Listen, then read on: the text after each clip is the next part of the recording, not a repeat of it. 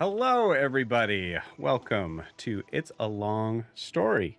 Place where we roll dice, we tell stories, and we create magic. Sorry, I was in the middle of sending something really, really poignant to Dan. There you go, Dan.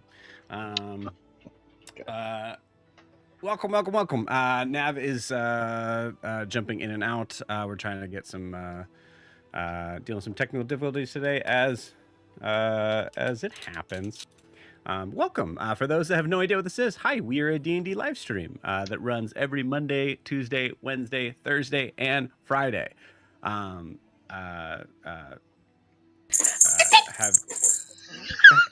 And Nav's here.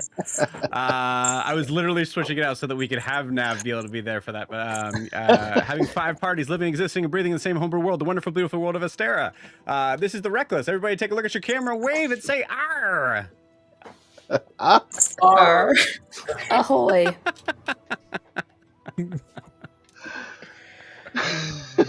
Nav, whatever is, there's like beads or something jingling too, which made it very funny here. Yep, that was it. Awesome. Welcome. We're a very, very, very, very professional D&D group, as you can see. No, but we have fun. Announcements. Let's see. It is August. We are in the month of August. So the plan is, my plan was this week to be able to kind of introduce some one-shot stuff for us to work into. Unfortunately, we've had some player changes, things that we'll talk about probably next week, just to kind of give a little bit of time. But we will be talking about that. But we will be also adding in those one shots, hopefully this week. That's the plan. And they'll be ready to go for mid-August. So if you are interested in joining and playing in some one-shot stuff during the weekend, either with me as your DM and as always a possibility that maybe some of these players jump in, you can do so. You can do so by going to startplaying.games/GM/It's a Long Story, where you can see all of our favorite. Nope, not that one. That's the different one. I gotta start coming up with a different intro so I don't just fully check out. Where can you, what are we doing this for? What's the link for? The link is for the one shots. There we go. Yes. So you can check out those one shots when they're available there. Also, if you're not familiar with Start Playing, it is the coolest and awesome place to be able to play any sort of TTRPG game. And they're not sponsoring us. Well, they help me with my job. I'll say that. So in a weird way, but not really sponsoring. I'm not getting paid to say that. I'll put it that way. And that's how much I love them. Cool. Let's see. What else?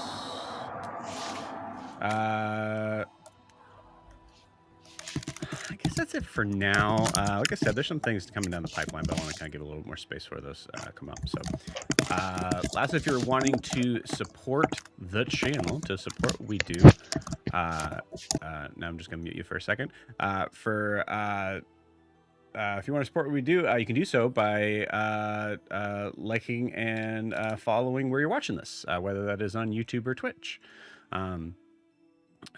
We had a huge increase in subscribers over the past couple of months. I think thanks to Daggerheart, which we may see some more in the future. So that'll be my lofty foreshadowing. Yes. But yeah, so we really appreciate all the people that have subscribed and showed support to us. You can also check out our Instagram and TikTok down below, right there at It's a Long Story _TTRPG. We can see some of our favorite moments. Also, you can kind of just stay up to date in any sort of new sort of iterations or story stuff. And then lastly, this is a live stream. So if you're watching this live and you're jumping in, please feel free to say hi. We won't put you on the spot, but I might just kind of give you a wave back. I might say hi. If you make a comment that is just so it's the perfect thing to say there, you might see it pop up on the screen down below. So yeah, feel free to jump in and say hi. I love talking with people as they're coming in. So I believe that is it for our announcements. Before we jump into tonight's session, I need to get a recap of where we left off so far, and just to iterate. Iterate. Dan had to come up with this about 2 minutes before. So Dan, we appreciate you so much. But Dan, please take it away. It was about 2 minutes and 15 seconds, Joe. So That's a true. little extra credit. You're right. Good to go. You're right. Never mind. I take it back. All right, good. We're on equal ground. So we pick up with the Wreckless doing our heist, snatch, and grab thing in the casino, which, because we're the Wreckless, it is very quiet and totally going to plan. So we pick up with most of the group heading up towards the 4th floor of this large building, kind of in a scrum fight among many of the guards with a whole bunch of people in tow. As we start going up towards the 4th floor, Zed's there, Kalen there. There are owl bears that are sort of ours, sort of not, and sort of trained, sort of not, that are between all of us. Riarris and Arturian are kind of rushing up the front. Arturian, they kind of combo and kill off some of the last guards that are there. And as we do that, Ogre hears kind of these loud, thunderous footsteps above us. And it was like, hey, that's not good. We need to get upstairs and not be where we're at, as we kind of see the whole building start to kind of creak above us. And so many people follow Ogre's commands, or suggestions, I should say, to run up towards the 5th floor, which is our target. So what are we here for? We're here to rescue a kid, his father, and another person that we had met in town from basically this gang here. And so many of us start to go up there, and as we do so, a hole breaks in the ceiling above kind of the 5th floor ceiling of the 4th floor, which we see a gigantic maw of this toothy dinosaur-like creature, out of which comes 2 halves of a once pretty mean guy, Donathan, one of the main bad fighters of the family here, and he is dead, obviously. So we start to really decide to rush up there. Carr, who is up there, has kind of no idea what we are doing down here. He's up on the 5th floor causing all of his own chaos and distraction, and really kind of doing what we're all supposed to be doing. He's just kind of actually doing it. Is like, this building is coming down. We do not have a lot of time. He and Nala try to figure out, okay, how are we going to get people down from here and save our targets here before everything falls apart, literally and figuratively. At that point, kind of the rest of the group is able to start getting up the stairs. Kalen rushes up past Riarris, who is kind of waiting as the last people to go up. Arturian leads the charge up the stairs and rolls like his 5th straight horrible perception rolls, and is like, guys, everything's great. We got nothing to worry about. Kicks open the door to see this gigantic creature, dinosaur type creature up there who just sees us, and it's like, this is bad. Riarris runs up behind him and casts Shatter underneath the creature, which drops this dinosaur now below us onto the 4th floor, but also severely weakens the already extremely weakened structure. And so if we had 10 seconds before, we have like 5 seconds now. It's bad news. And so Arturian then kind of bolts and goes out the wrong door, and is like, all right, you guys save the kids. I'm just jumping out the window and abandoning ship. Ogre then kind of charges to another door and sees one of our targets. Tavi is all chained up in there with Carr outside the window, and it's like, oh, hey, Carr, what's going on? Ogre, I think, tries to save Tavi, and Carr also tries to save Tavi by stopping Ogre from killing Tavi. Unfortunately, Carr is successful in this way in stopping Ogre from doing her best job to be helpful. Ogre is able to manage to convince the other owlbears. So we have 3 little owlbears with us that were part of a owlbear racing ring. That's probably what you would say. One of our other members, Vera, then tries to jump on the dinosaur, failing miserably. Nala does her thing, which is like basically be the Flash. She takes the kid down that we were rescuing down to the ground floor and starts coming up, and Carr, kind of awesome, frees Tavi from the chains using freedom of action, kind of enables him. He's like, all right, you're on your own. You're free now. Good luck. That movement kind of triggers a held action by Muffins, Ogre's pet mount thing. I'm forgetting the name of it, which Muffins then tries to break through the side of the wall, even though the window is open. Muffins is just like, I need a bigger area, which then triggers that there was a nice little owlbear rug on the floor, which is a mimic, because thanks, Joe. No trauma for those poor little owlbears. And so, fortunately, Muffins avoids that, and Ogre then blocks the eyes of one of them not to see all. I mean, oh man, okay, sure. We have a mimic to deal with. We try to then get out of that. Zed, then kind of hearing Vera wanted to be a hero, says, all right, you never abandoned family, and goes to try to push and tells everybody to leave. And he goes to Vera to kind of get in front of Vera as the dinosaur comes up the stairs, back up to the 5th floor, and is now kind of looking at us as we're all between crumbling building. Maybe there's some windows. There's now a mimic, and now there's a dinosaur behind us, and everything's falling down. It's going according to plan. Riarris kind of tells him, if you think I'm going to let you stay behind, then you don't know anything about me at all. Arturian is like, oh, why did I jump out the window? I should probably help. And he kind of runs in and tries to help. And not sure he really does much help at all, but he tried. He gave his best effort to help the owlbears and get people out. Riarris then uses bait and switch on Vera to get Vera out of the space by the dinosaur, put himself in there, which takes her a little bit by surprise, and tells Zed that he doesn't get to decide who stays behind and who sacrifices who for family. Tells him to go. Be with the family. This isn't over. I can make it out. Vera is taken aback, is like, I was kind of surprised, and then is pissed off at Zed and grabs him by the throat and starts racing out of the building with 2 good rolls as the ceiling is literally falling upon our heads. Vera is able to dodge it for a couple of times, and then doesn't dodge it for the 3rd time, gets knocked out with some debris right on the head. Fortunately, Zed rolls a nat 20 dex save, and is able to move and get Vera and take her out and get out the window onto Arturian's magical ladder that's floating outside the window. And so they're able to get out. Ogre is then able to kind of get the owlbears out, being like, hey guys, follow me. I'm going to be a giant goat. And the owlbears are like, okay, cool, here's dinner. And they pretty much immediately knock Ogre out of said giant goat, and they start just falling through the air. But fortunately, Kar and Nala, brilliant as they both usually are, use Gust of Wind, and they both help Ogre, as well as Grix, who's the father of the kid we're rescuing, as well. The owlbears all come to a nice cushion down below, eventually at the bottom of the base of the building. At that point, everybody else is out. Kaelin has also gotten out. Everybody's gotten out. And so Riarris is still up there and kind of in front of the dinosaur as the building starts to collapse. And he starts to fall down and flips a coin that he had gathered through previous times to get himself out of this situation as the building collapses about him. We go down to the rest of the party, being down at the building and kind of doing a checkoff. Where is everybody who's there? Realizing that Riarris isn't there. To which Zed is like, oh, he's an idiot. Why'd he stay behind? And Vera is not happy and said, never do that again, and walks away from him. And there's some level of emotion. People like, what's happening? Kaelinor is like, I said we're all going to get out of here, and I lied to myself again about that.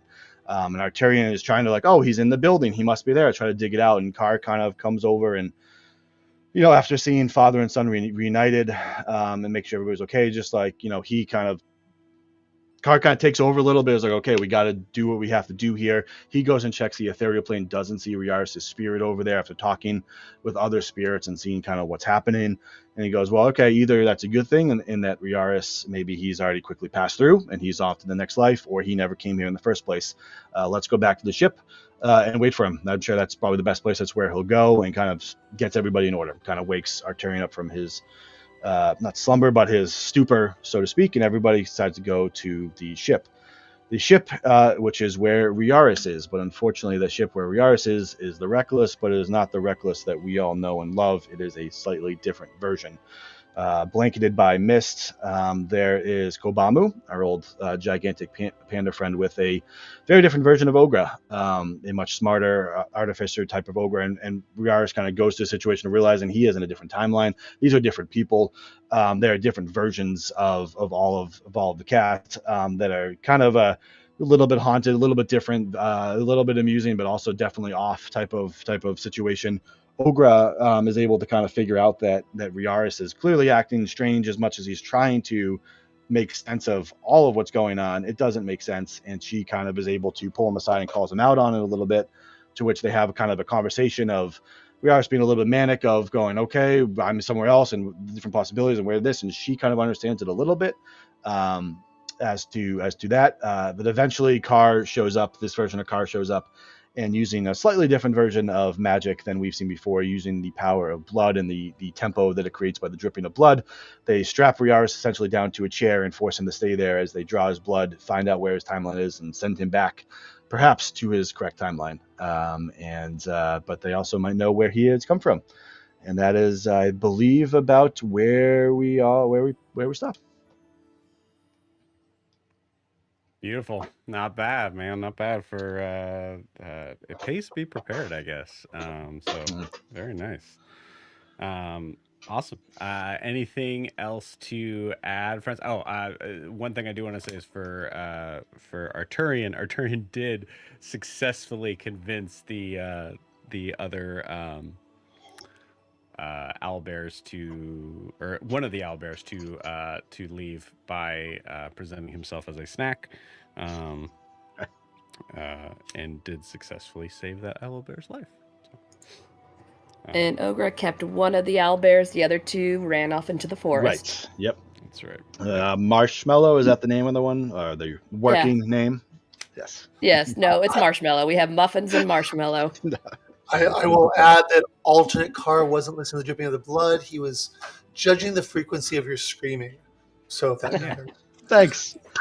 I wonder why I I'm blacked sorry? that part out. I couldn't. It's weird that I didn't remember that. Hey, you missed something. I Oh. watched it right before, and I was literally Jack, you are insane. But I love this. Oh my god, I never want to meet this car. Yeah. Straight from a horror So movie. much fun. He's You the missed such nice a fun version of a bad moment. car. I have other ideas for bad versions of bad car.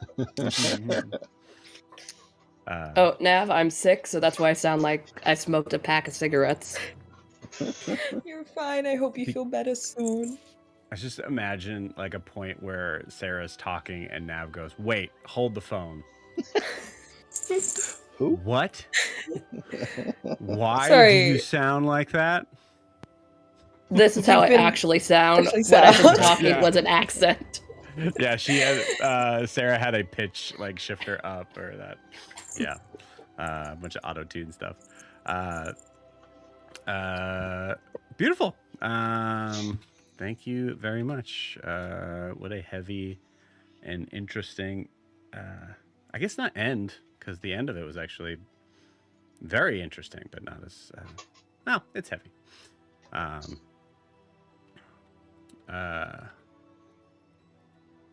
Cool. So with that, also Nav, welcome back. Haven't had you here in a while. It's good to have you back. So with that, are you guys ready to play some D&D? Woo. No? Hell yeah. Do it. Yes. All right. No. All right, cool. All right. Well, Nav, too bad. We're doing it anyways. I thought the minority wins. No, why are we taking majority votes, guys? No, we're gonna play the D&D. Wrong timeline, Nav. Wrong timeline. And guess what? We're gonna cue the sad music. Oh no. No. No. Oh, no.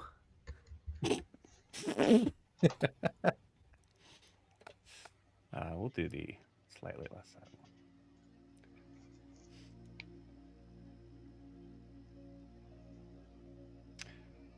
Kaelinor.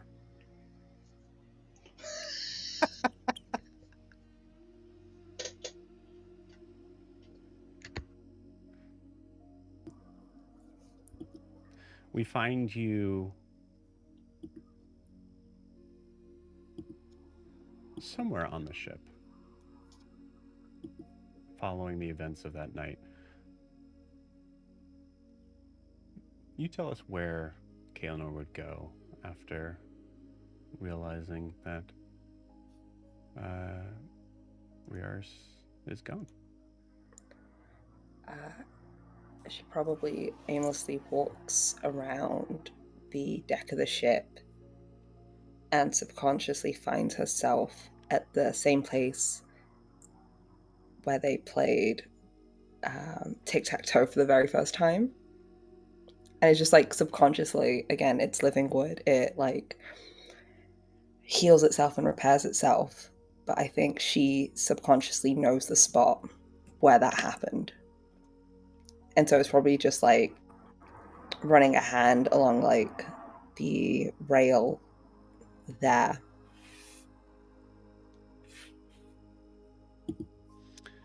Yeah.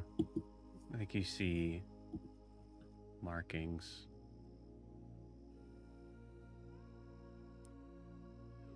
Appearing in the wood and fading away. It's just imagery. Roll me a perception check. You got it.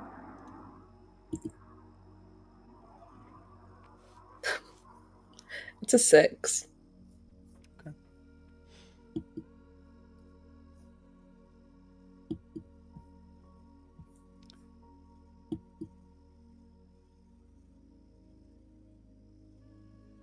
As you're staring down for a few moments, you feel this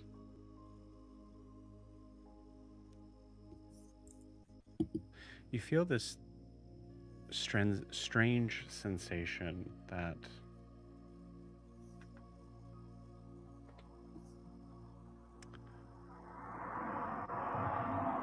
as if you remember hearing a storm starting to hit when you were inside. But I think with that 6, you don't remember if it stopped or not. Maybe it didn't. Maybe you're just feeling those raindrops for the first time as the shock is starting to fall away.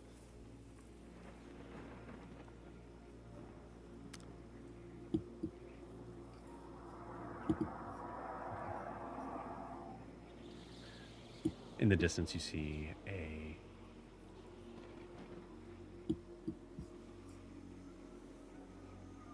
shadow of a small halfling woman as Vera starts to come walking up. And then you see another hand of one of your other crew members just on her shoulder.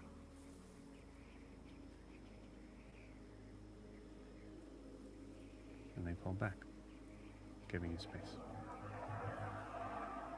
If you want.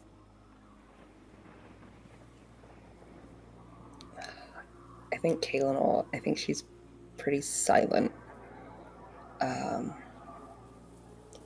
And kind of looks like a ghost of herself, like is just mindlessly rubbing that same spot.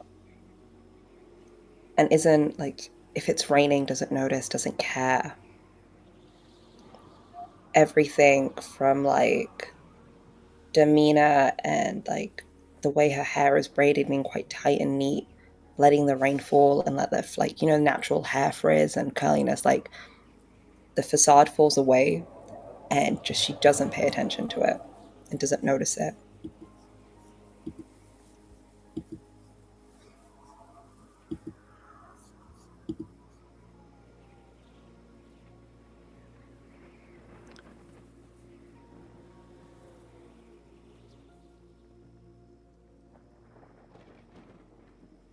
Ogre.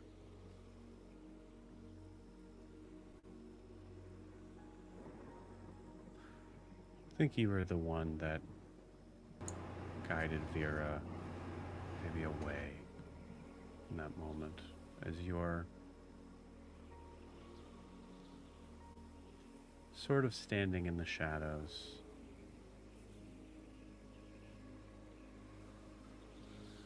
Seeing Kaelinor. Not sure whether or not Ogre is watching. What is Ogre doing right now? I think Ogra is right by the mask, like trying to keep a distance, but is watching Kaelinor. And I pretty much am guaranteed Ogra can see that they're hurting and sad. And knows Kaelinor isn't a touchy-feely person, so it's like trying to see if it's okay to go over or not. Roll me an insight check.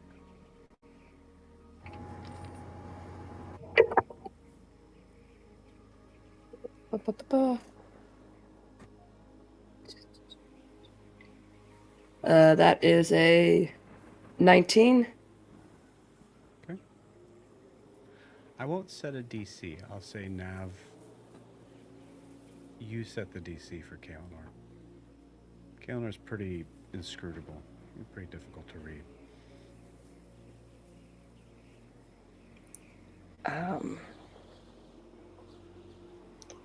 Honestly, I feel like it'd be like a DC like 15.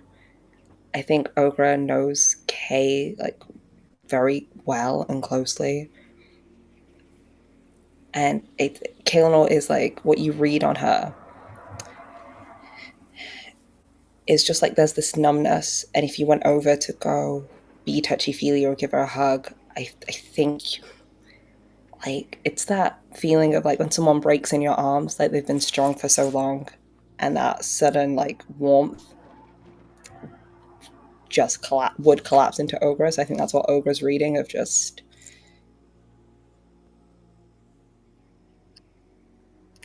There's just more emotion, yeah. Then if Ogra gets that kind of insight, she's gonna walk over, stay behind Kaelinor, and hug her from behind, but keep her hands like by her shoulder so Kaelinor can hold on to her, and not say anything, and just like hold on to her because she needs a hug.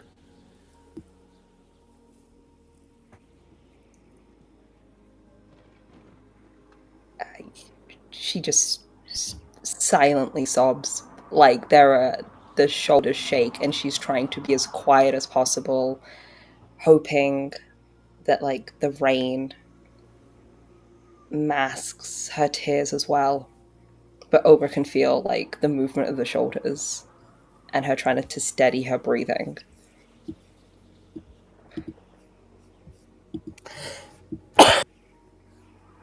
Sorry. Yeah, Ogra's just keeping her and like patting her as she's holding her on the shoulders, not saying anything. Like, doesn't want to like. This is Kaelinor's like thing. Ogra doesn't know what to say, so she's just staying quiet and just trying to comfort Kaelinor as they go through this emotional breakdown. Okay.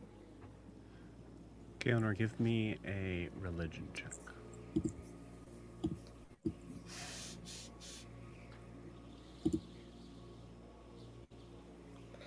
A 21.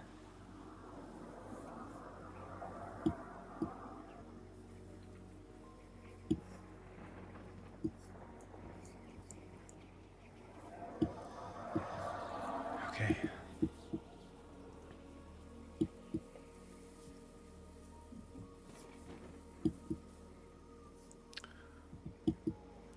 With a 21, something that has laid dormant for a few days starts to find purchase in your head as this moment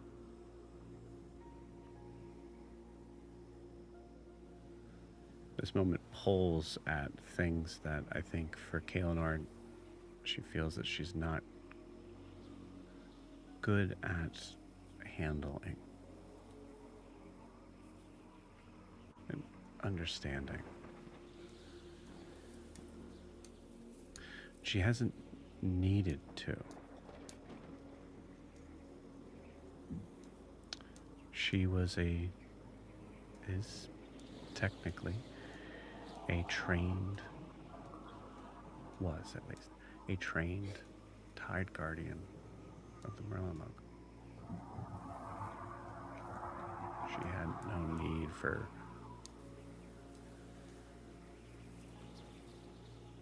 everything has a process, everything has a list of rules and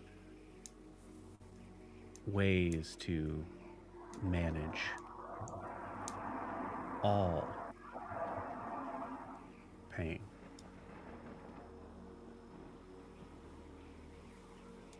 There's no room for uniqueness.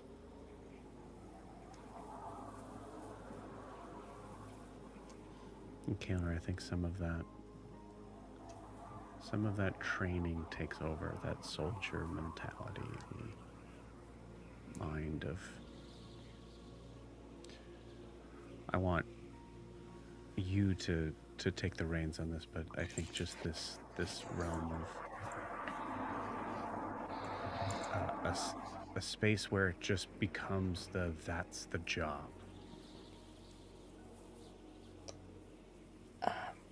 I think after like having just a brief moment of like crying, and again reining the emotions, so just the shoulders are shaking. You can't hear her sobs, but Ogra feels them. I think Ogra feels like Kay is shifting in her arms. The posture goes back to straight. Kay looks up to the sky, making sure her face is washed with the rainwater so the tears are blended in, and starts to get her breathing under control.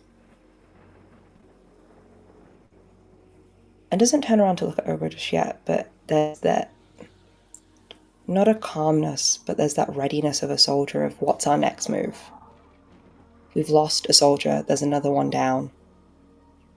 How do we keep moving forward as a crew with a loss that she will not think about for now?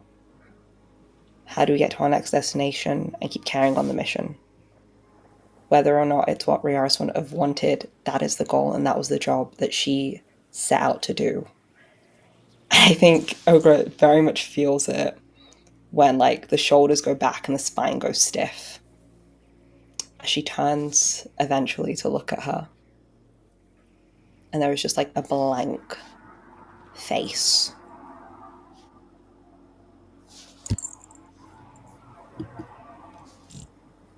Ogra, seeing this immediately, like, puts her hand over Kalinor's eyes and just says, "It's not good to keep everything inside.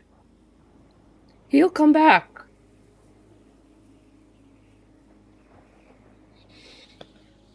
We don't know that for sure this time, and we still have a job to do. You shouldn't close off your heart.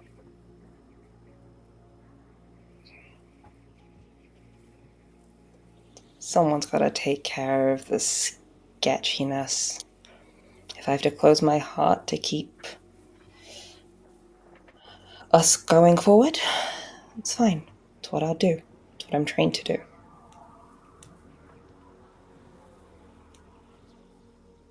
Just because Kalinor was trained to do it then doesn't mean she has to do it now with us. Kalinor can be vulnerable with us, with Ogra, with Zed and Kar.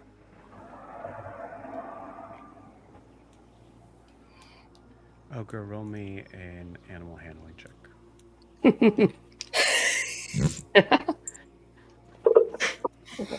Oh, good.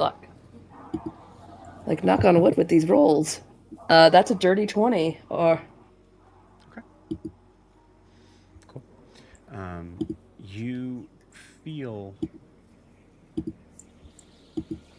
this brush of weight against your leg that instinctively you usually think of as muffins, but it would be higher, and this is lower. As you look down and you see this baby owlbear, and recognizing the confusion and urge of sudden a wave of sudden responsibility may wash over Ogra as this creature just looks up at you, and I'll say with that you see it's hungry. oh, I'm sorry, Marshmallow. Ogra's got to take care of this now. But Before Ogre goes, Kaelinor, just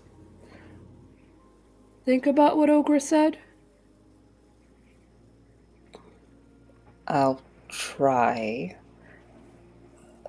Go feed the owl bear. And Kaelin looks down at it and it's just like, Marshmallow. This one's name is Marshmallow. I don't want to ask how or why you have one, as long as it's trained. Ogre needs to work on that. By the way, Ogre needs a bit of Kaelinor's hair. Excuse me? um, Well, Ogre needs to make sure Marshmallow knows Kaelinor is a good person and not to attack Kaelinor. Ogre's gonna ask everybody for their hair, fur, and feathers. okay. I rolled a nat 1. The marshmallow immediately starts nipping at your boot, Kaelinor. Kaelin, like, just looks down at Marshmallow, just like, really? Okay. And I think immediately goes, you shouldn't do this. Don't do this at home, kids. Pulls out double blade scimitar. Mm-hmm. No, Kaelinor! Yep. And looks at Marshmallow and then like takes the scimitar to like a little lock of her hair and just cuts it there and then just hands it to Ogre. Oh. What did you think I was gonna do? Never mind. You're just going through a lot blah blah blah blah. A lot right now, so Ogre wasn't sure. Well, that will be potentially its first and last warning. It's a baby. Sure. Baby or not, we're going to dangerous places, Ogre. We can't lose. He's gonna come back. Ogre knew you would all come back for her, and the Riarris has done it before. We'll see. Alright, he keeps eating my boot now. So, Roll a nat 20. Come on, Marshmallow, and I'm just gonna pick him up like a giant teddy bear. he was like, chew holes in my boot. Fucking ridiculous. The camera slowly pulls away from you two as Ogre is walking away to Aarakocra, one who is incredibly used to the concept and design around the ending of things. Nala is Kari, I'm going to describe where you guys are at, as Nala is furiously looking through. I'd say she's in that mode where she actually has like 2 textbooks open and is like reading through two different ones. Car is probably not in their roost, or their roosts rather. And if she's with him, she would prefer that. Probably on like the front deck. Because on one hand he's concerned about Kay, but sees that Ogre has it well in hand. He's, like you said, he's used to dealing with the dead and doing that. He's still not convinced Riarris is gone, so he's just keeping an eye out. Like, if he isn't gone, he'll walk back on the ship or appear. If he is gone, then he might walk back on the ship or appear. He's like, I'm not sure where I should be looking, in the real world or the ethereal plane. But he's also dealing with why do the names always leave me? The father and the son, who are also on the ship, and potentially the mother. So his attention is kind of split 3 ways. Okay. Well, 4 ways. Nala, father, son, mother, what's going on now, and then looking for Riarris. So you just see him standing there really quietly, probably arms in front of him, just holding his hands in front of him low. His wings just kind of at rest behind him like a cloak. And he's just looking back and forth until someone talks to him. He's just going back and forth in the ethereal plane to the prime material plane, just watching things. If someone talks to him, he, of course, responds and gives them their attention, but he's very shattered right now, I guess. His attention is shattered. You feel a tug on your robes as you're questioning which plane it's coming from, and you look down and you see Vin. Yes. This is a much bigger and more open ship than what we were on. Carr will focus his attention and take a knee, so he's closer to the boys. It's like, Oh, well, is it uncomfortable? I could help if you prefer, or do you like it? No, I wanted to check it out. Going through his head. You immediately see like Grix kind of like put a hand and like start to kind of like pull him back a little bit, and like not physically, but like in like trying to kind of parent in this situation. I kind of cock my head to Grix, just a tad, just be like, it's okay. And I'll look back down at Vin. There it is. It came back. Look back down at Vin. I'm like, I bet your father wants to explore too. I'm sure the two of you can look around. We don't really have many secrets here. Well, that is very kind of our new friends. And you see him look over at Nala. Perhaps it would be best that we... Well, maybe we check out the figurehead. But slow... No, Vin, slow... Can I read what he was looking at Nala?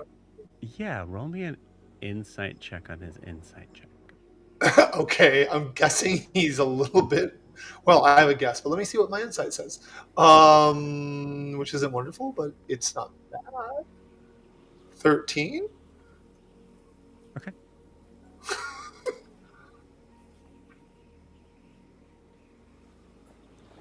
It is hard to tell on a face that is... that weirdly, like... biologically is not made to smile very much. So it's like lower sort of cuspid teeth. And, you know, especially lately, probably hasn't been allowed to smile about.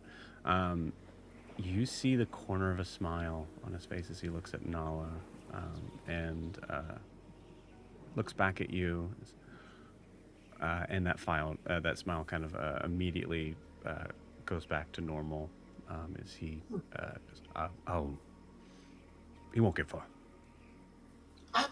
It'll be a good time for you two to reacquaint with each other. Yes. Don't hesitate to ask me questions. I'm here. Thank you. And they walk off. And go ahead. I'll say, as they wander off, I'm going to like focus this now. I'm on the material plane. I will look over at Nala, and I just, can I help? So there's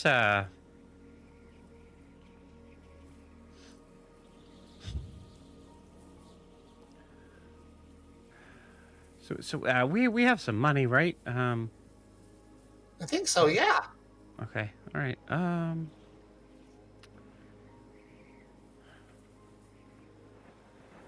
I forgot. 5 ways my attention is split because my clairvoyance is still running on the building. Oh yeah. Yep. So.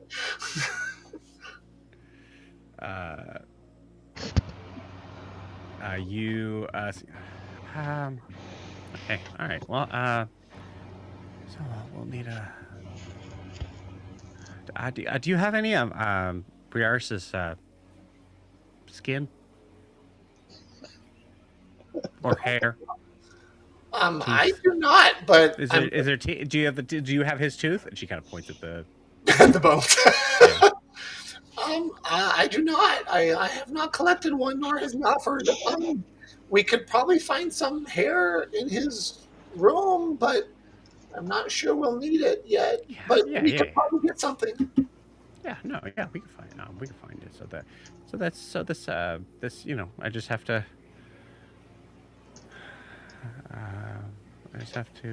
and you see her looking at a spell book that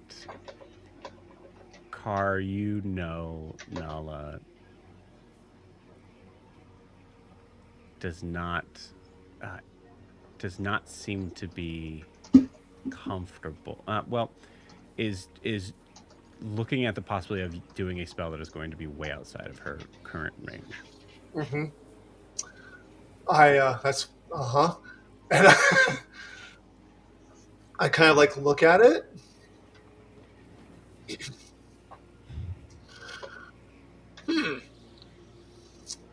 One time, I tried to cast a fireball before I was ready. That didn't go really well.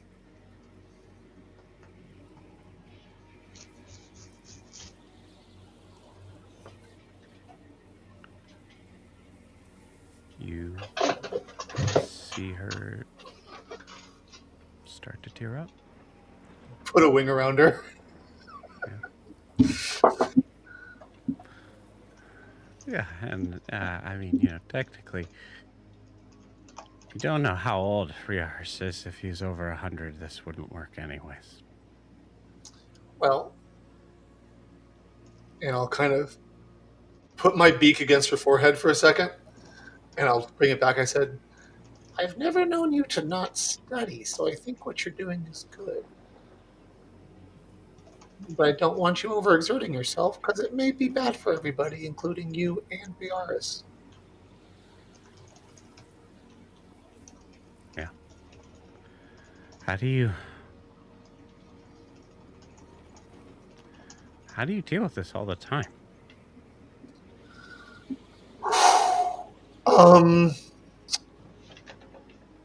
Car? Let me check something really quick. I don't think I have anything that will help, but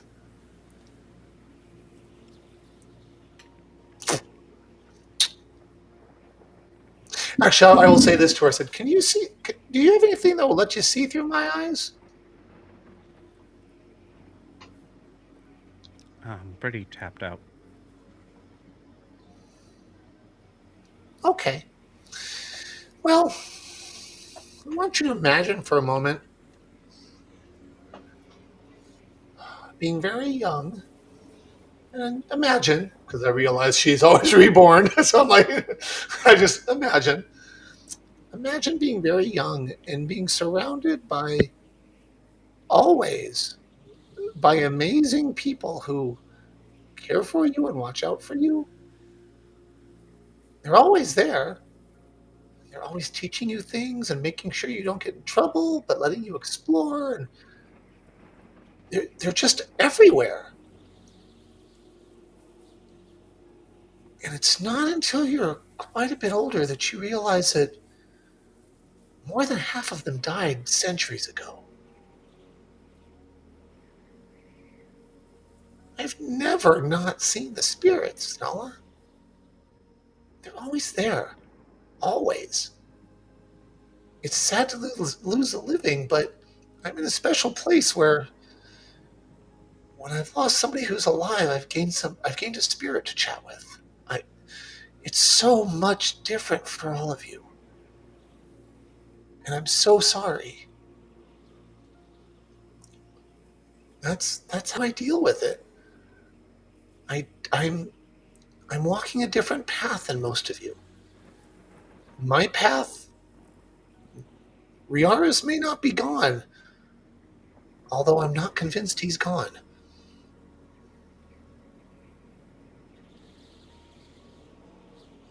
And my eyes kind of get cloudy for a second, and then they come back. I'm like, I still haven't seen his body come out of that building.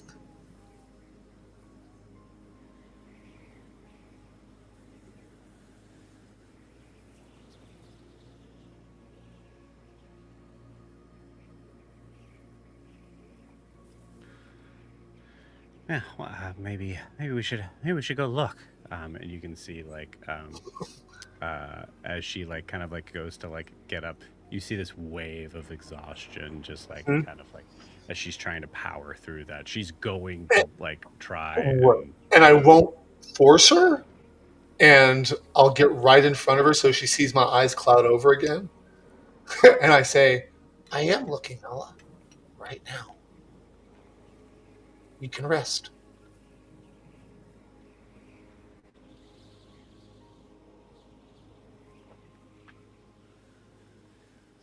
It's important for a wizard to get rest. Very important. You're going to be at your best if you can rest.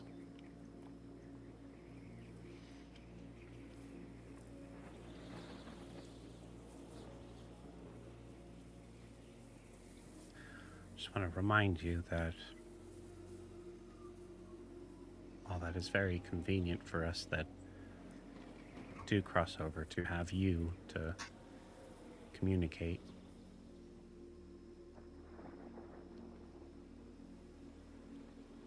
if we lose you, we won't be able to communicate with anyone.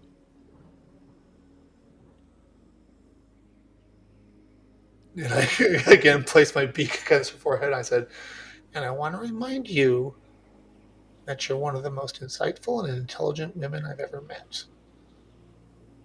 Please go to sleep.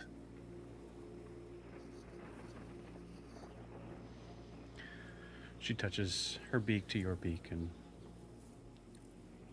flies off to the east. and then I'll just quip a quick message. And do you think I wouldn't follow you around after I died? You see her look down. I'm gonna roll to see if oh, it's so good. It's a 19. He looks down and she does like a this like kind of like beak nip that is like a more of like a playful sort of like Okay. thing of Okay. saying like you're an asshole essentially. Yeah, that's fine. In a friendly, loving way. Yes. Yes. Beautiful. Zed, where do we find you? Zed's in the armory, just throwing shit around. Angry. Okay. What are you throwing around? I'm throwing my knives at the target dummy, and then when he runs out of knives, he throws his dart. When he runs out of that, he's just yelling, knocking racks of weapons over. Just full-blown anger. Is there happen to be a trident amongst all that? Yeah, I would say so. There was a collection of Merlin Oak weaponry here. So yeah. All right. He'd pick it up. He'd pick up the trident, and just start slamming it on the ground, trying to break it, and just yelling, "That smelly idiot! My time expired in a different timeline. He had so much more time left here." And then just throw it at the dummy, and then just drop to the floor.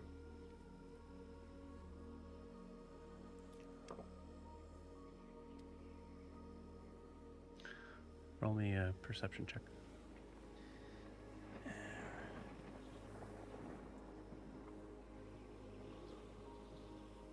Modded 20.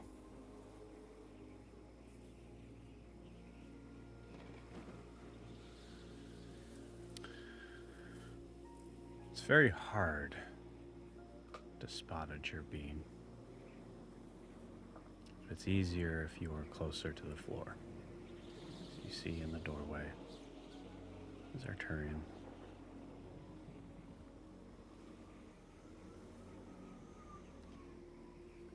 I was was just wondering what the commotion was. It's nothing. Just people being stupid.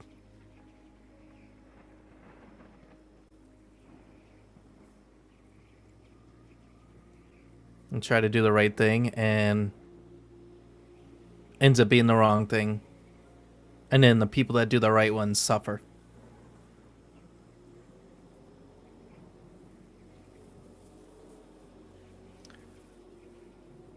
But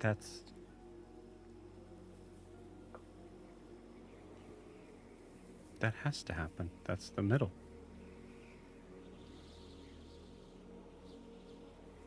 How would that be the middle if I'm pulled from my own timeline into this one?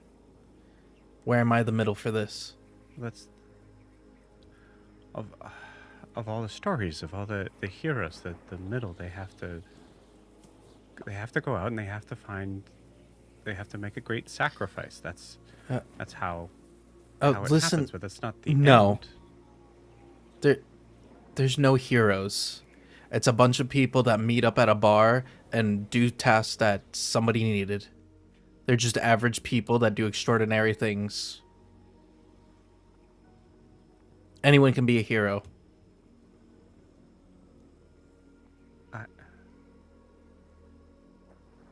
There's no great onto somebody. They do the greatness themselves.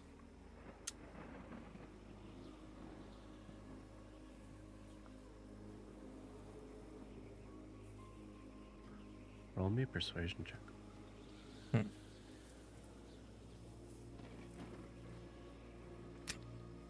It's 8. I don't believe that. I believe that, yes, heroism can exist in anyone, but there are some that are destined for the adventure, destined for the cost, for the sacrifice, for the greater good of others.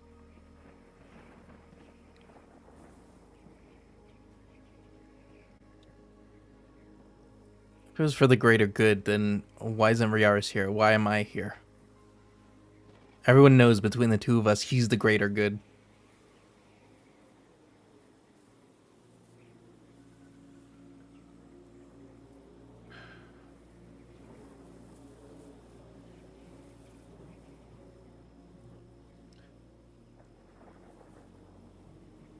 There are many stories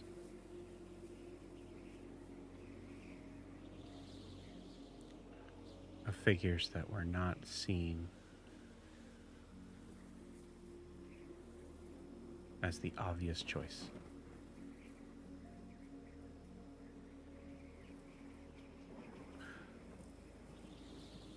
But they had the one thing the other didn't. Room to grow. Room to become better.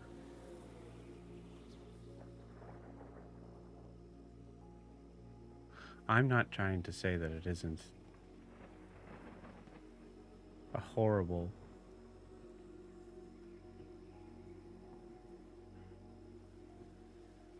thing that's happened. But I cling to the idea that it is the way the story needs to go.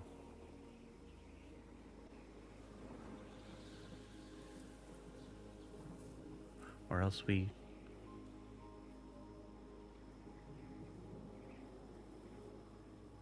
won't have the ending we're supposed to have.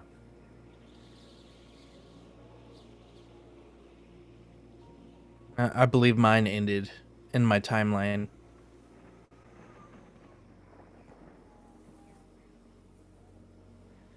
I was supposed to save everybody.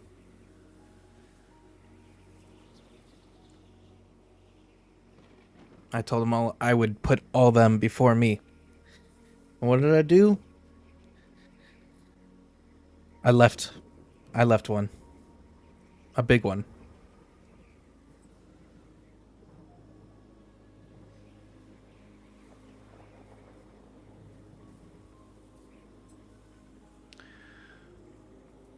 A knight does not become a knight because he never fails. He becomes a knight because he always tries again.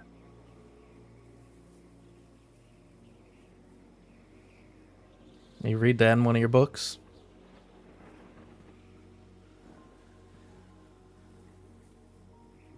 No.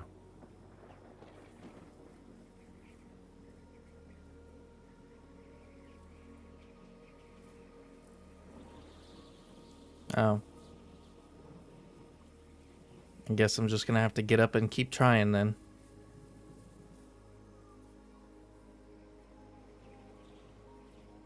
Speaking of trying, you can try helping me pick up all these weapons.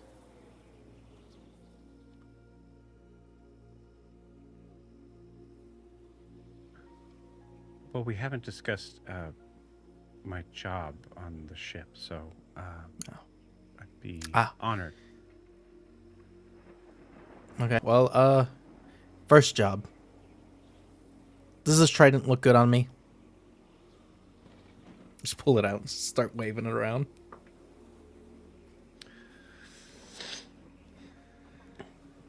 In the storybook image I have you, that front cover would look a little weird with that, because it's just too big. It's no matter where you put it, it kind of extends out to maybe if it went over the title.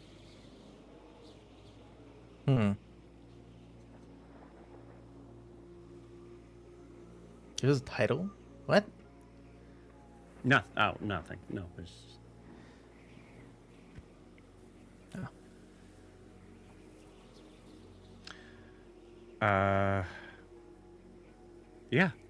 Yeah. What's this thing? And you see him like pick up a pole arm. Oh, it's a whoa. Here, try this one. This one might be towards your liking, and I'll hand him a reaper. Like a scythe? No, like a reaper sword, like Three okay. Musketeers. Okay, gotcha. A rapier. Yeah, a rapier. Gotcha. Yeah. Yeah, he grabs that and he starts to like, oh, I've seen these. He has to wave it like above his head to be able to not touch the ground. I've seen these. This would be very useful. And Zev, give me one more perception check.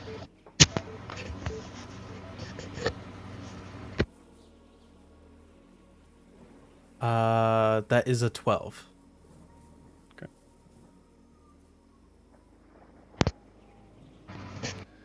Day 12, as you start to kind of pick up the items with Arturian, you hear the door creak just a little bit. As you turn and look, you don't see anyone there.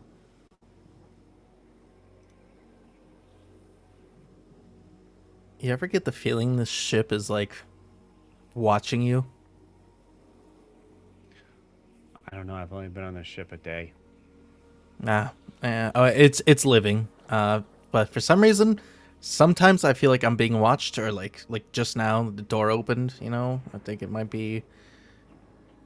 I would normally say, it's the waves, but we're docked, so. Yeah. Oh, watch out for that. No. What's it? I'm not supposed to carry this like this? Those nunchucks kind of suit you. Yeah. Yeah. Yeah, they're nunchucks, so he's holding like this. Okay. Yeah, maybe if we could cut some of the links out. He throws it. It hits him in the back of the head. And he kind of. Ooh. Okay. All right. Yeah. Maybe not. Maybe not. Maybe the hammer's the best.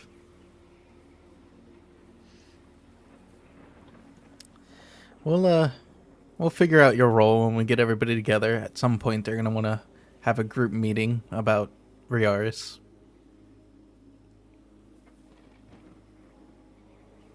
Fucking idiot. Man. He was stupid, is what he was.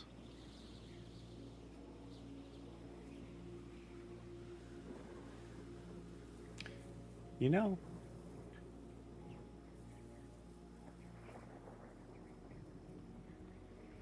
in most of the stories that I do read, there are many attributes that make up a hero. Surprisingly, intelligence is a very, very few. Can't think of any at the moment. Hmm. Which works great for you.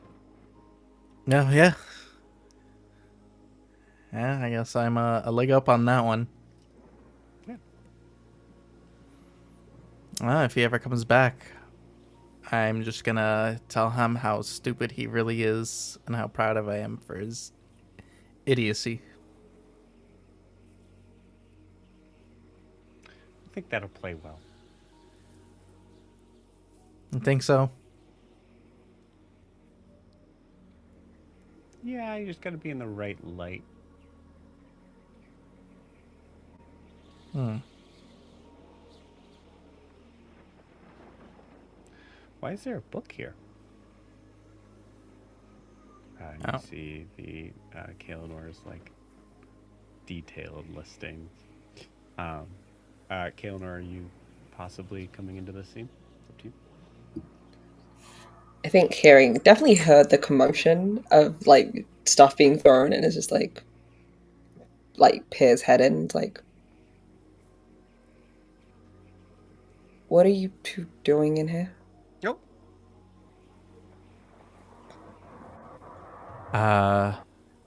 Destroying a room because of Riarris. Please don't. Well, I'm done now. Also, I'm taking this trident. Up with you.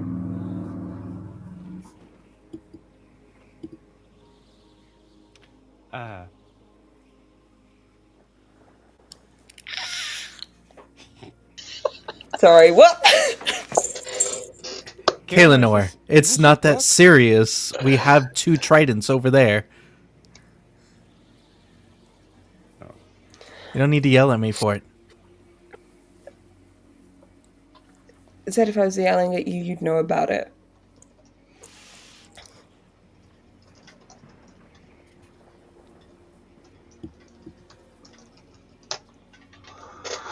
Okay. Well, anyways, I'm still taking this trident.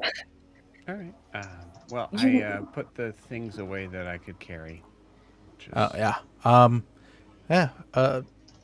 We could see if, well, no, because you hit yourself in the head with the nunchucks, and the sword wasn't right for you, and the pole arm might have been too big. I mean, if we were in the games and you tossed the pole arm, that's like those guys that toss the trees.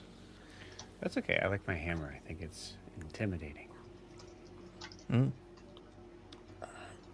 One toe at a Yeah. time, right? Attorney, you could always pair it with a dagger if you really need a weapon. We could get weapons made to your size. Zed, you do realize that spear has some Merlin like style and insignia. Maybe What? we change it before you What, the use it. trident? Yeah, right there. Yeah, and you see like a heavy sort of snake-like dragon inscribed around, pretty much like all the way around the handle, or the shaft of it. Oh, I got this. Pulls out his dagger and just starts drawing little lines next to it. Now it's a millipede. Problem solved. Point of inspiration. That was that's good. I will say, Ogra would have done the exact same thing. Yeah. You can tell your false god to suck it. And then he walks out.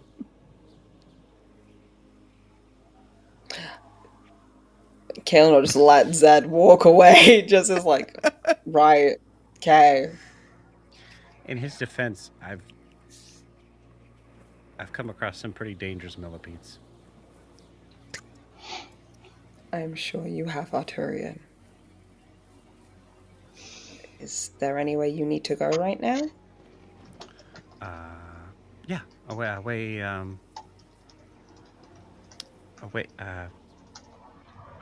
probably just away from here.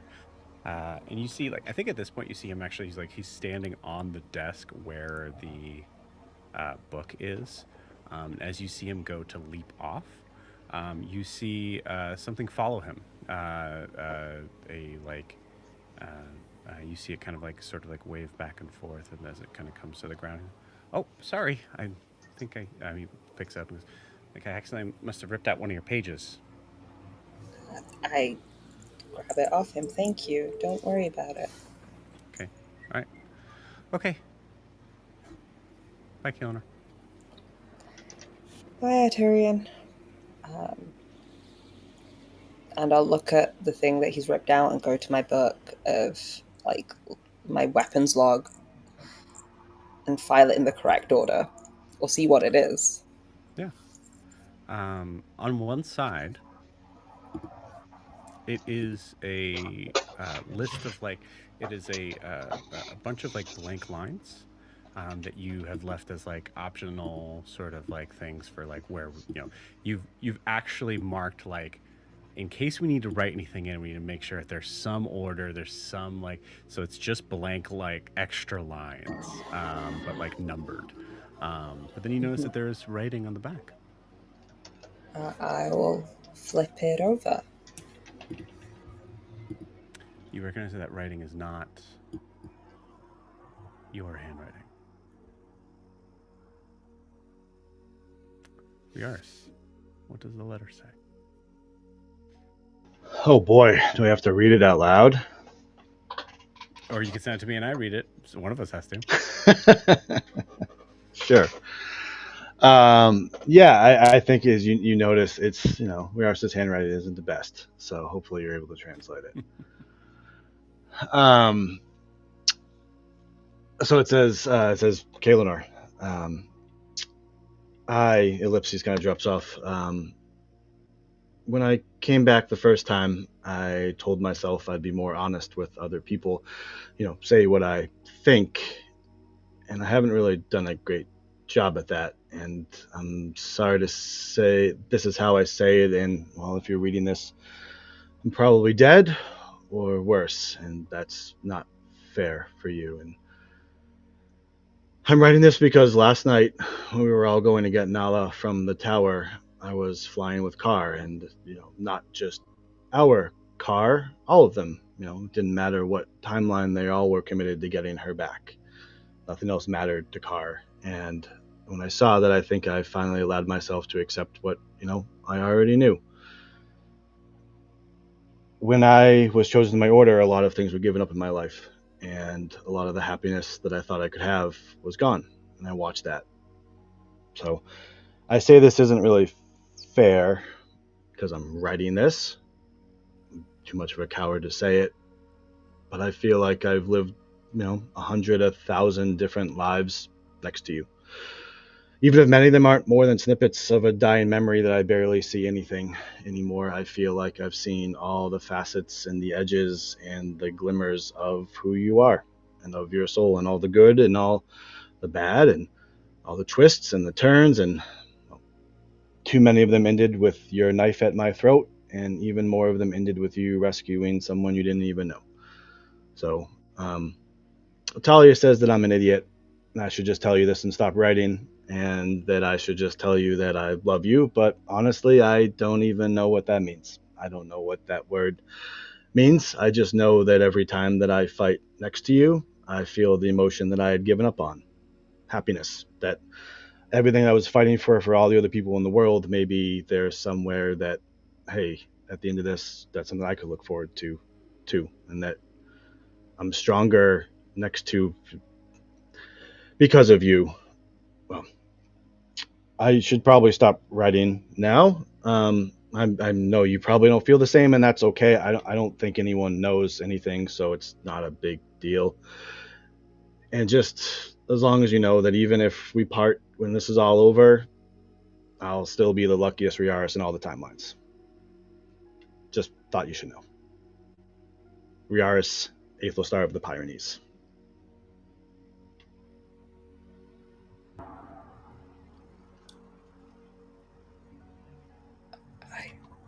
Kaelanor is shocked. Is like tried so hard with Ogra to still like again to slip into soldier form, but reading that letter and then hearing like Riarris's voice as she's reading it, giggles at some parts of the letter because you can hear the sincerity in it, and it's like gripping onto it, and just goes, "You idiot, absolute numbskull." But her grip is so tight on the paper, but it's still held with such care that it doesn't rip or it doesn't tear.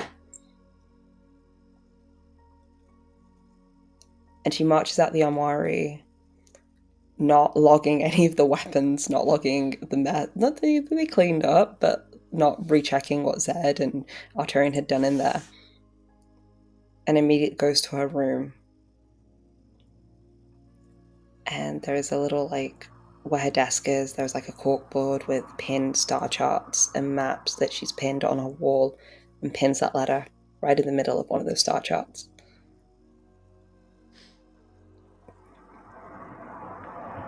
As you do.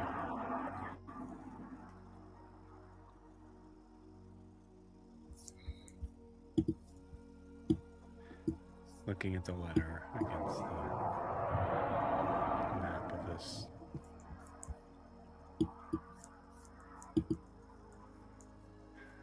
black and tan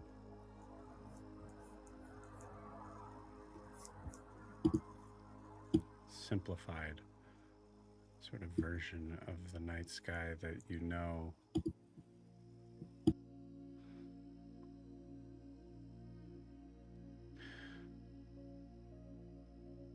Just like how there is no depiction of the night sky that can capture the true beauty of it.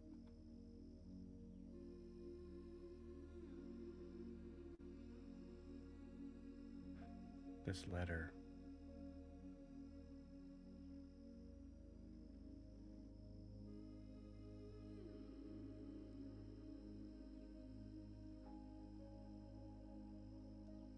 beautiful, but is a representation of something that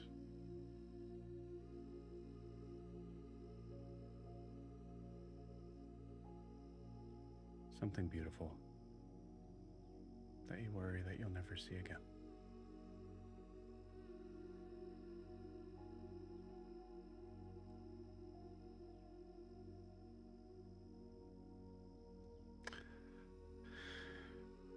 And as you're watching and looking and noticing just the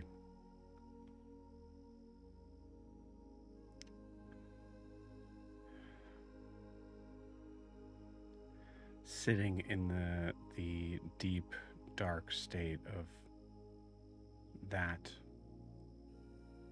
notion,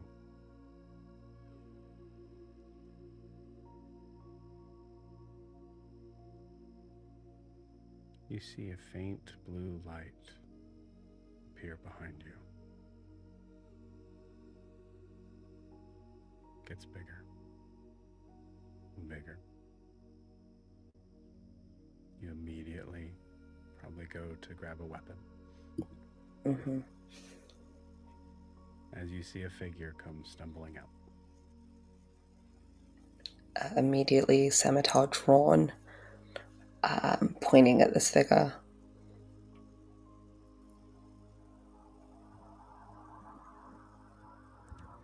It is Riarris.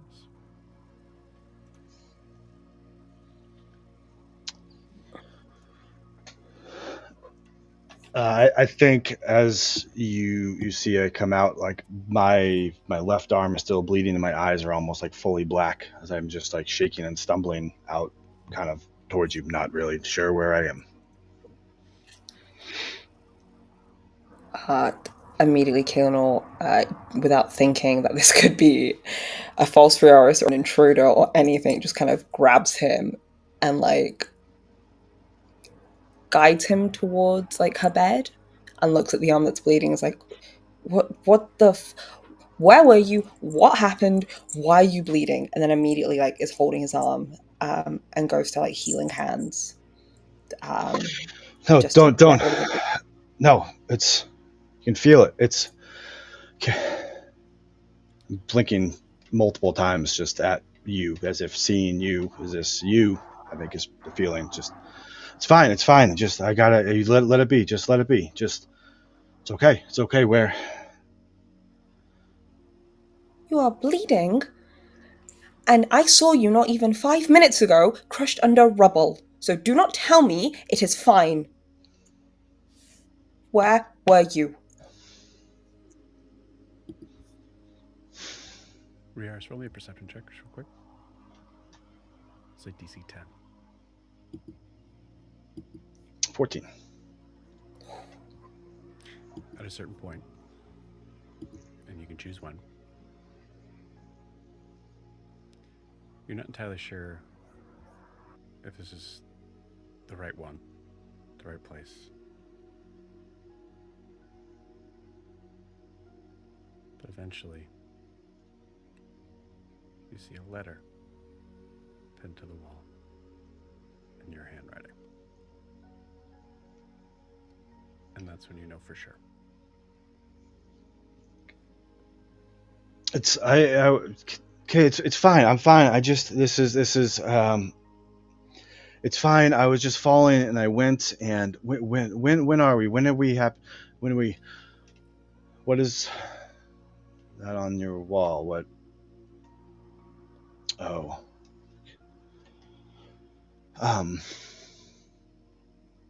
Oh, is that all you have to say right now?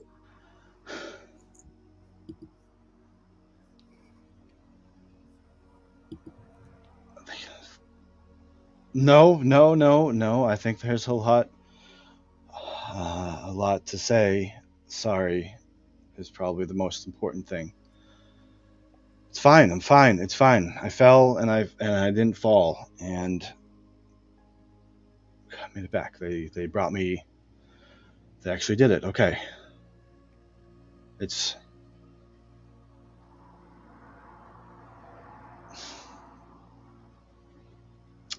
I think I just then move in and just give her a huge hug and almost like collapse a bit in her arms if she'll hold me up. Seeing that, feeling where I was like lean forward to hug, I think Kay holds him, and like you can not feel the anger. There's a little anger, but like seething off her a little bit. But seeing like the feeling of you collapsing in her arms, she's like, "Oh shit!" and immediately calls out for Ulysses to bring water and food and a wet cloth, and to inform the others. Okay. As like she holds him and is like, I can yell at you later about this. Lie down, please. We can talk about who they were and what happened. Just, I need you to lie down right now.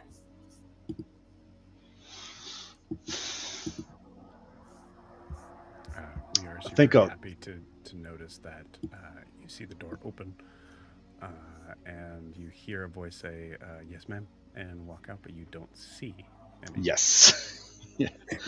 That's definitely a moment of relief. And I think at that moment, as I'm kind of looking, I search Kalinor's eyes a little bit, really feeling that my own eyes kind of, the darkness goes back to kind of the normal fully as it's been receding, and just, okay, just don't, maybe you can, don't heal it. I need to remember this.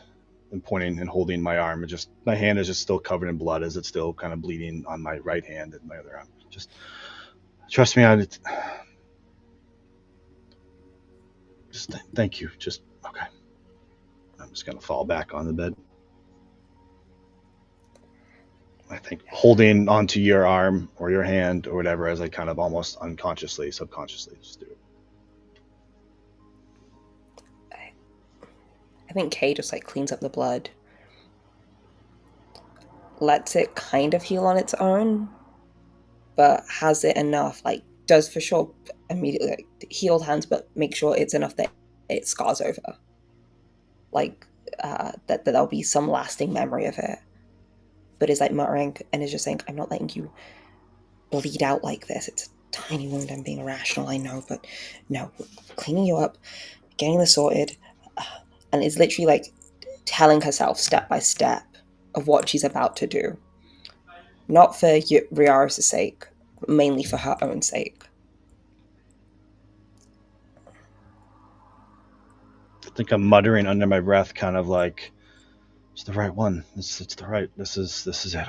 Okay. This is right." Just as you're saying and doing these things,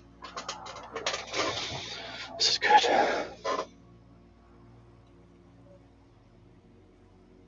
I'm sorry.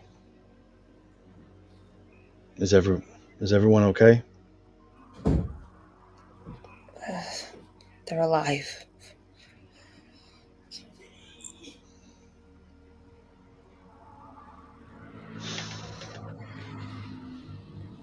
The kid? You know, Zed, I think upstairs on the deck. Okay. I didn't check.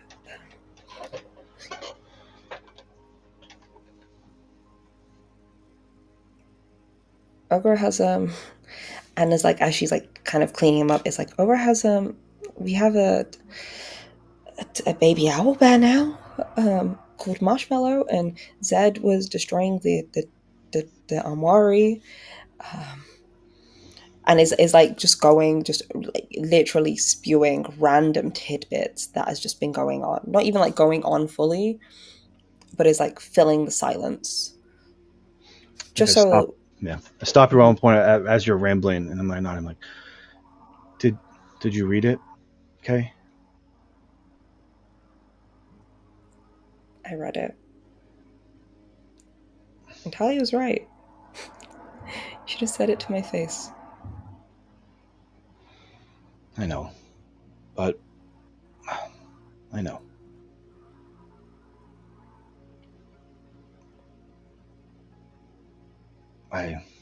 Okay. I understand. I okay. Just searching for anything. Just nod. Can't say it. I'm just. Roll me a wisdom saving throw. Riarris. I was like, no. Oh wait, did Riarris get the +4 from me? He said, yes, Oh, 18 then.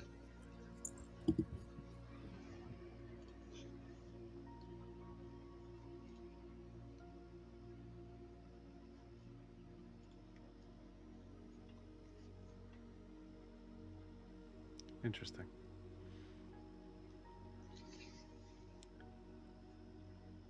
Searching, waiting, the awkwardness of the situation.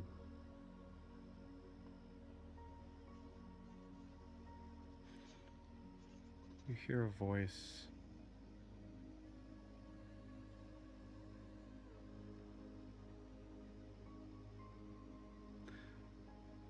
That feels welcoming because of who you assume it is.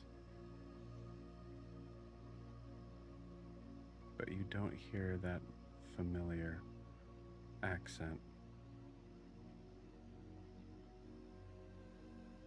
In your mind, you don't hear an accent at all.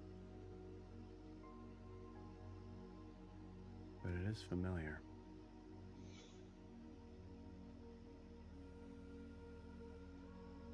As you see at the end of the bed, standing,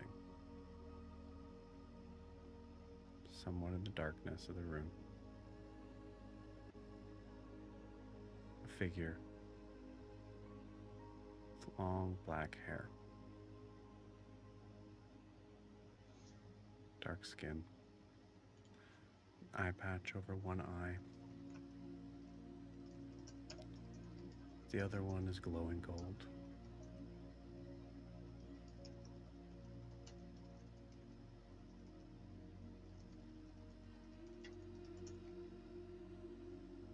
not moving away, ma'am.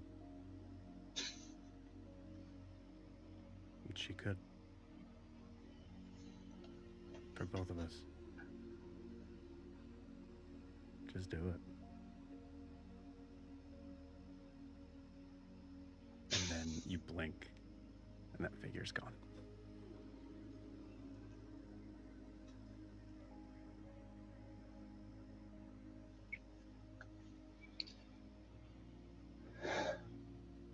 I think he's like almost breath. You see Riarris looking at the end of the bed, and breath almost after.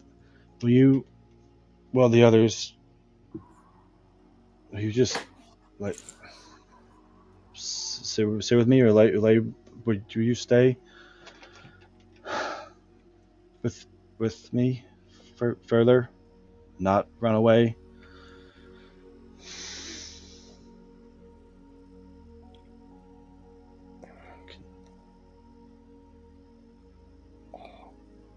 Yeah, I think that first yes comes out so subconsciously that Kaelin has to catch herself real quick, and it's like, wait, what? What did I just say? Just stop. Just stop using your energy right now, okay? We'll talk about this properly later when you're recovered fully. But I'll stay for now, okay? Okay.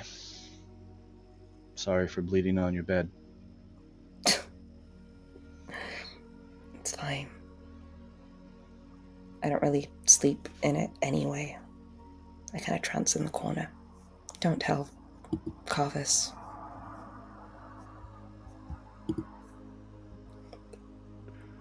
Okay.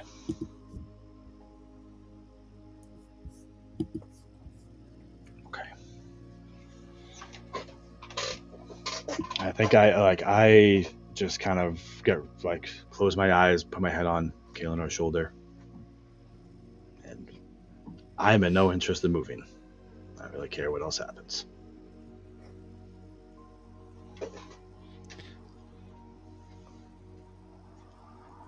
I think Kaelin just sits there and lets him do it, and fully subconsciously kind of just is running her hands over his hand and forearm, so he's definitely there, and so she knows that he's there, and just waits for him to drift off or sleep, and just stays.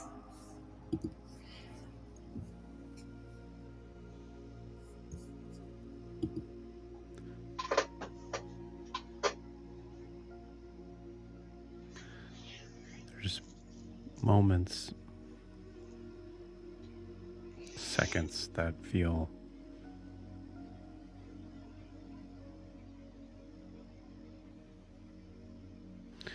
that creep up on the feelings of this is going to be something. This moment is going to be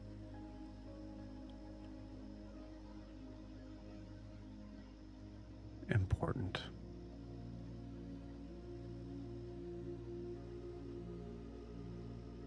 In the thoughts of countless timelines, of an unending sort of universe tapestry of timelines drifting in and out of each other, there is a sense for both of you. Both of you have been struggling with the idea of clinging to the concept of what is important. What is worth anything if there are thousands upon thousands of possibilities of situations?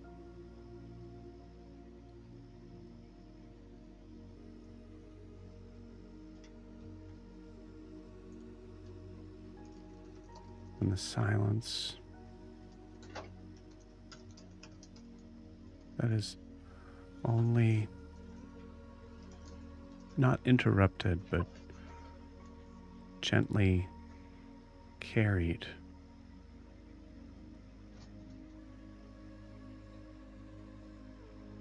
by the tapping of water droplets on the window.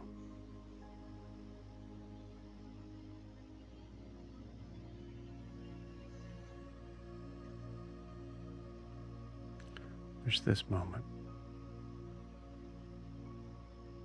that you know will not last forever.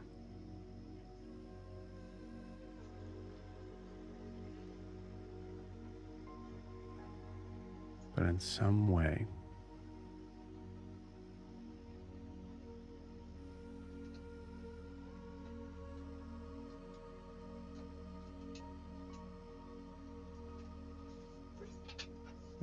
it will.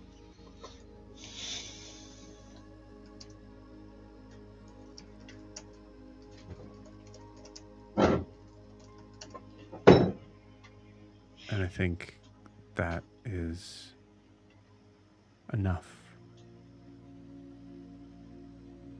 to recognize the importance of you and that other person that you're holding on to.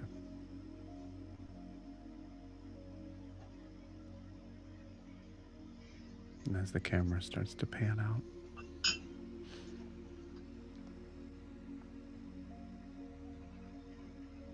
we wait instinctively for something to appear out of the shadow, to grip, to pull the narrative into the next adventure, the next moment of curiosity, of danger. But it doesn't. It waits and cherishes this moment before it fades to black. And with that, we'll take our 10-minute break. See you guys in 10.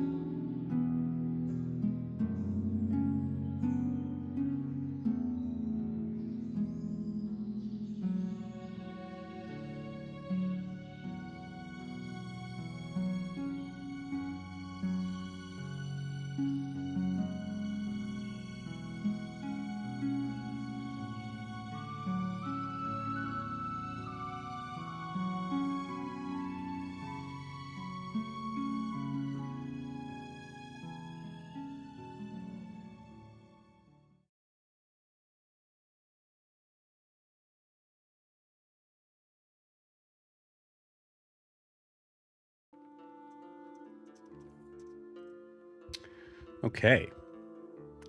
We are back. As we come back, for those, if Drew doesn't come back, Drew doesn't get to roll. But for, there he is, cool. I need all three of you to roll d20s for me, please. So Zed, Car, and Ogre. 18. And 19. Nat Whoa! one. Ooh.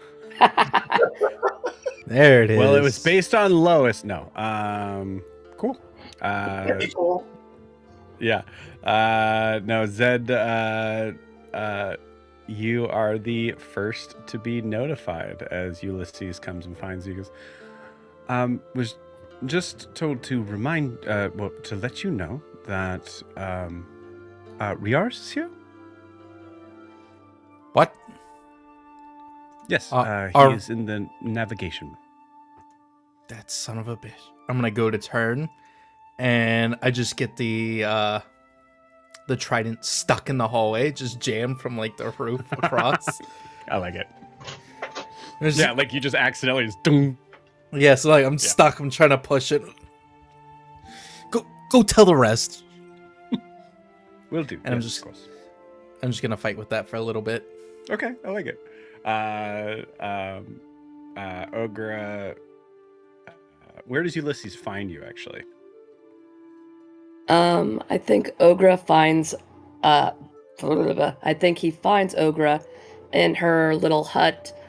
Like because she doesn't know anything about owlbears, but she knows about bears and owls. She's like chewing meat and like trying to regurgitate it back into marshmallow because she knows that's how animals do it. Beautiful. So yeah, in the middle of that, yeah, you that's see when the he tent comes in. flap. You see the tent flap open, and thankfully you don't see anyone physically there. Oh, sorry to interrupt. I guess I should have knocked. Riarris is here in the navigation room, so I seem to be very surprised. Oh, gosh. The whole wad into the owlbear's mouth. Yep. Just no on the face, just all, and Albert's fine with it. Like just kind of like wipes off, just starts to lick it up from the deck. I love that. That's great. Marshmallow, stay here. Stay. Roll me an animal handling check. This dice has been doing pretty well. And you're still doing well. That's going to be a 22. Okay, cool. All right. 22 is really good, yeah. You see for some reason it's able to kind of get what you're wanting to do and just kind of stays there. And I'll say also like having like the amount of food that you have regurgitated onto the ground will leave Marshmallow good for a while. Ogre's going to be right back. And she's just going to run down to where Riarris is. Okay, you got it. You find Zed trying to unhook the trident from this hallway. Bump. Okay. Oh, I guess you got the news. And she keeps running.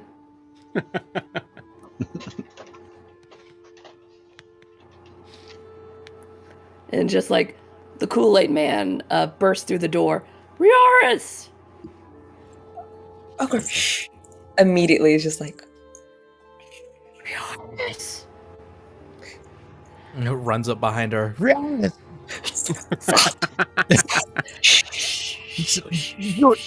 Shush your face. Where's Ogre sees Kaelinor tending to his wounds, and she's going to cast healing magic on his arm. Oh. Roll me a perception check, DC 20. Oh, come on.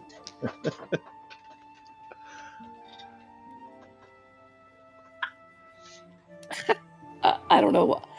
I've been rolling really good, knock on wood. Like, I'm a little shocked how good I'm rolling tonight. That is a 21. Okay, great. That is enough time to notice the scarring on his arm, but also giving Kaelinor enough time for Kaelinor to be able to give Ogra the wishes. Like, can I? Can I? Can I? No. Yes. No. Yes. Caitlin kind of like moves her arm off Riarris's like forearm that she's been stroking, and just like he's still leaning on her shoulder and just kind of nods like doesn't nod because it's worried that it's gonna disturb him, so just like thumbs up, just really awkwardly. He's like, "Go on." Kaylin, you are reminded that he has said like, "I want to remember." Yeah. Caitlin, that's why she left a little scarring, but she wasn't gonna let him bleed and there be blood and shit like that and a nasty ass scar. She's like, So with this healing magic that Ogre's about oh, to cast, as in, I see what you mean. Caitlin is just the good old this motion to Ogre, Nav realized, just being like, no, I need to stop jingling. Ogre, roll me in. This is not insight. Roll me an investigation check. Ooh. Still good rolls, but -3. Yeah, it would be a 12. 12. Cool. Awesome. Keanu just made the sign of "I'm going to kill you." So weird. Checks out. Yeah. What did Ogre do? That absolutely means Oh. I'm going to kill you in Goblin. Caitlin's like, I need to stop using this. This is not good. It's not universal. Eleanor's still doing it. You're still doing it. Sorry. Okay. Does Kaelinor really mean to? No. Wait. No. To stop you to stop the healing. Yes. Oh. What do you think this? What does this mean to you? No! Stop!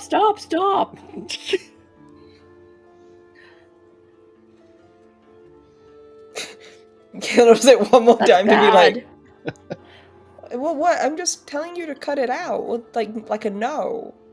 What does it mean? Oh, like this is like in Goblin. This is like, I'm gonna kill you and your whole family and everything and end your life and all this and take everything and burn it to the ground.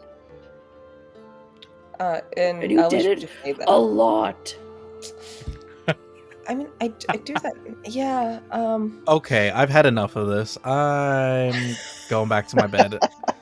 You let me know when Dream Boy wakes up. Okay. I mean, given the commotion, I have a feeling he is awake, maybe. Yeah, I mean, I rolled like a knows that 19 is perception. happy. Imagine I'm kind of like staring at this, like, wow, what? Was it already? Rios, I'll give you advantage. Okay. Better than that.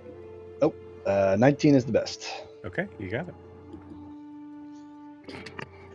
Cool. 19 for sure is enough to notice what's going on in this room, for sure.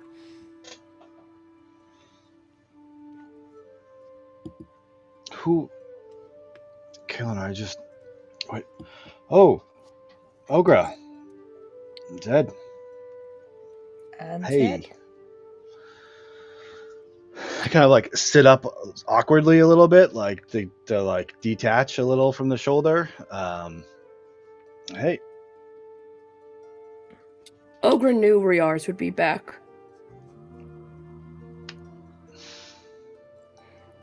Zed punches him and then cures wounds at the same time. Okay. slaps him with one hand, slaps him with the other hand, one hand's harm. No, the just other's straight up punches him, and then as he's hitting him, just Like, cure wounds. Yep. like,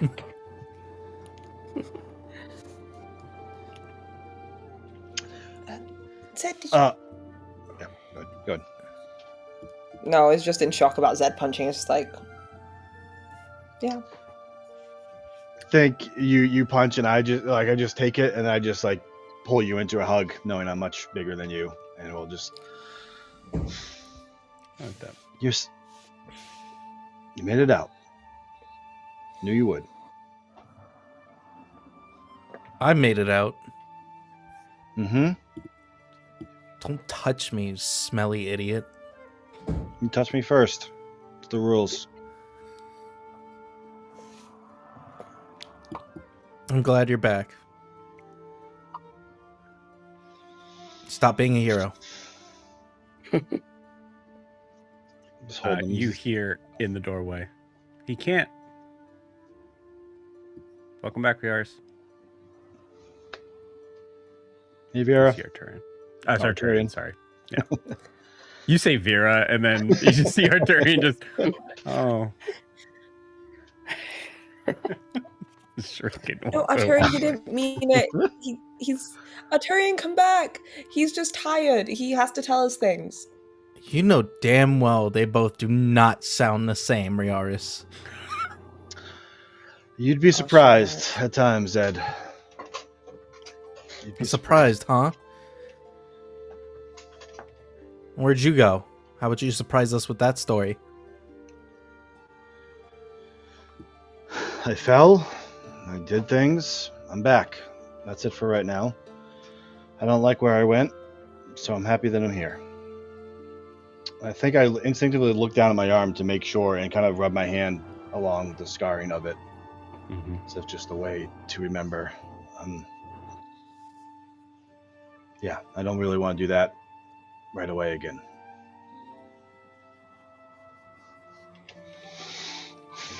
Was it a bad place? No, just it's really good to see all of you guys again. You feel a figure, assuming that Zed is off, you feel a figure shoot at you like a torpedo, and hug you, but it hurts. Oh. She's very strong. Vera is hugging you. Oh, there. Hey, Vera. There you are.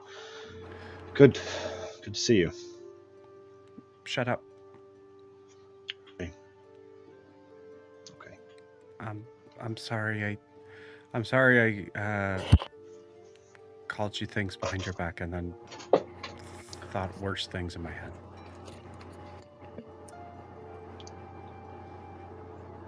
Okay. It's okay. I get it. I think I'm looking over her head at Kaelinor as like, what happened? When I like, what? Yeah. Yeah, you've gotten several signs that you're in the right timeline. This is one you're like, wait a minute. Well, I'm glad you and Zed got out. That's good. Glad we all got out. Yeah. Thanks to you.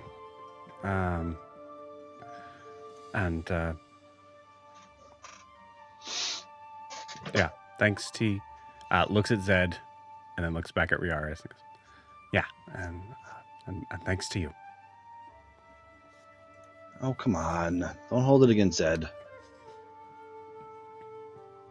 He was doing what any of us would do. It's not his fault.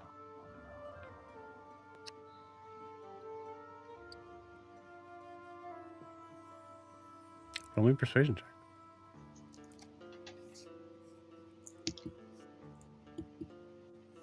Yeah, 8.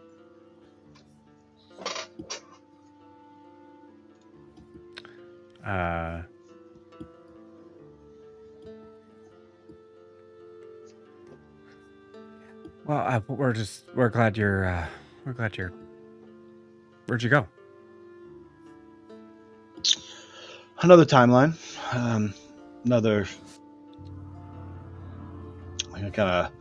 Almost like my eyes kind of glaze over a little bit. I just kind of look at Vera at arm's length and picturing the shirt with the band name on it, and just like kind of another Wreckless ship, you could say. Oh, yeah, you tell her, but not me. Well, you're an All asshole, right. so what else do you want me to do, Zed? You know, I'm sure he's also an asshole in every timeline. I'm going to the training room. Why? Okay. To beat more shit up. Make sure you stow your weapons once you're done, please. I'm keeping this one. As you go to well, let's have this scene for a second. Car, you hear you're not on the roost, right? Or are you at this point? Correct. I'm actually probably watching Vin and Grix and Elaine. I can see all three of them, and just kind of enjoying the fact that she's happier. Yeah, let's have this scene for a second. Okay, I'm like, sorry. Layers of scenes. That was I'm like, it can wait. I mean, no, you see Elaine's kind of standing like next to you or floating next to you. And she hasn't really said very much. But as you're watching like Grix specifically start to kind of explain certain things about the rigging to Vin, but it's far off, so you can't really hear what he's saying. Mm-hmm. You hear Elaine just, I don't know what it is about fathers thinking that they have to seem like they know everything. Grix is for sure telling Vin the wrong thing of what that is. Maybe. I don't know the first thing about shit, to be honest. But look at Vin. Yes. He missed his father. Almost as much as he misses his mother.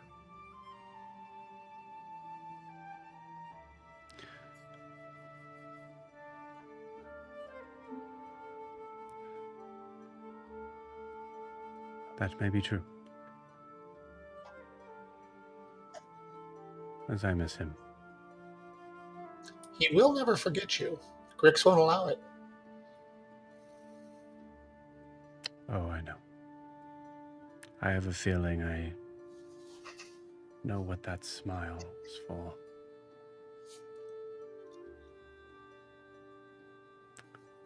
Is there anything I can do for you?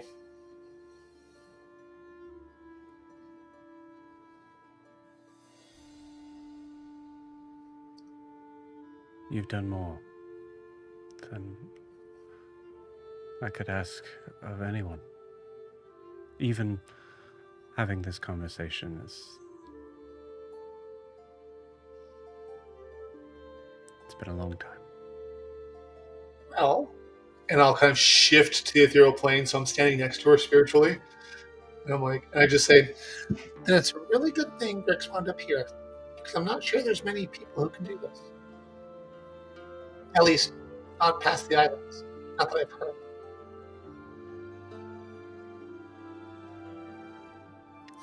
Yes, I tried to advise against it, but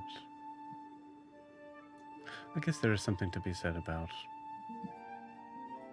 when Vin grows up, having more knowledge of the world. That is what I dreamed of doing. I was a little bit of a nerd. I just start laughing because of me and Nala. And I was like, well, you're in good company. You also start to notice, like, that smile. That's what that was about. Yeah. Grix was reminded of Elaine. Yep. Well, Also, you do see Vin, like, the laugh, you see Vin kind of, like, pop his head up and, like, look in your direction for a little bit. I'm just laughing to myself. Yeah. That's fine. People think I'm crazy. Who don't know me. There's absolutely a conversation of, Daddy, the weird bird is laughing at himself again. You know that's happening. And it's like the umpteenth million time that someone said the bird is doing something with himself again. So, talking to himself, screaming to himself, sneaking, whispering to himself, something. So it's fine. I will offer Elaine my spiritual arm and spiritually just walk a little closer to them. Even though my body is there laughing. Yeah, she takes it. And I say, don't get me wrong. I would love to be able to call upon you again in the future. And I'm sure they wouldn't mind a guardian spirit. But if you think it's time to go, I can help with that too. It's up to you.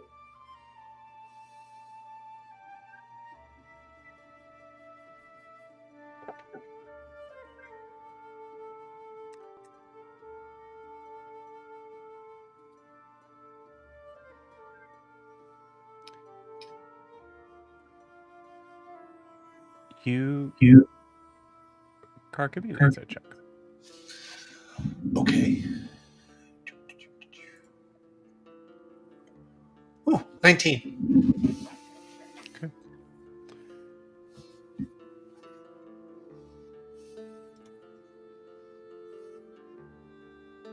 You see a look on Elaine's face that is, in the amount of funeral rites that you've had to do, you recognize a look of a mother who is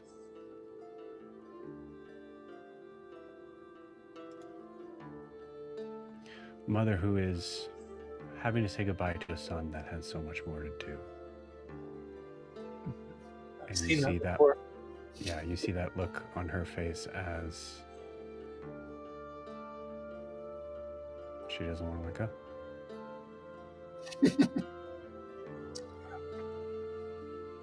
The thing is, there's a multitude of spirits that have stayed behind with Carr and helped to raise him. So for Carr to see that and she doesn't want to go, Carr's like, okay. Yep. And That makes so sense. Carr will see that she's not ready to go. And she's like, and he just says, I need you to understand what I'm saying. I will help you to get to wherever is next. When you're ready to go to whatever's next, I will not make you go anywhere. I was raised by the spirits of my people, probably more so than the people that were living. If you think your place is here for longer, who am I to judge? It's how I was raised.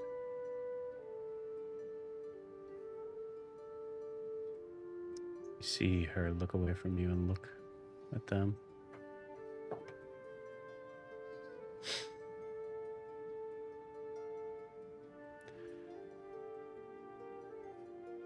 A little while longer, please.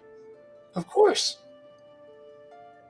And he, feeling that maybe she doesn't want his presence, he will pat her hand on his arm, ethereally, and just hold it for, let go of it, but hold it for a moment, and then put it at her side, and then rejoins his body. And just, you can see her between them, it's like Carr, Elaine, and them, but he just lets that happen. He's made the offer.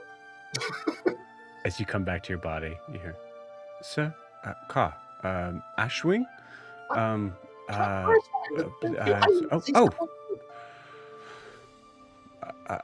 you all right, sir?" Yes, I was speaking with Elaine. Sorry.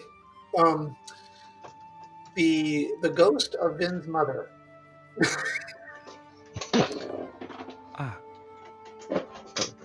What can I do for you, Ulysses? It is, Riarris is back. Oh! Ha! And I know Ulysses is an unseen servant, but he just sees so much tension released from Carr. Yeah. He's like, oh, that's wonderful.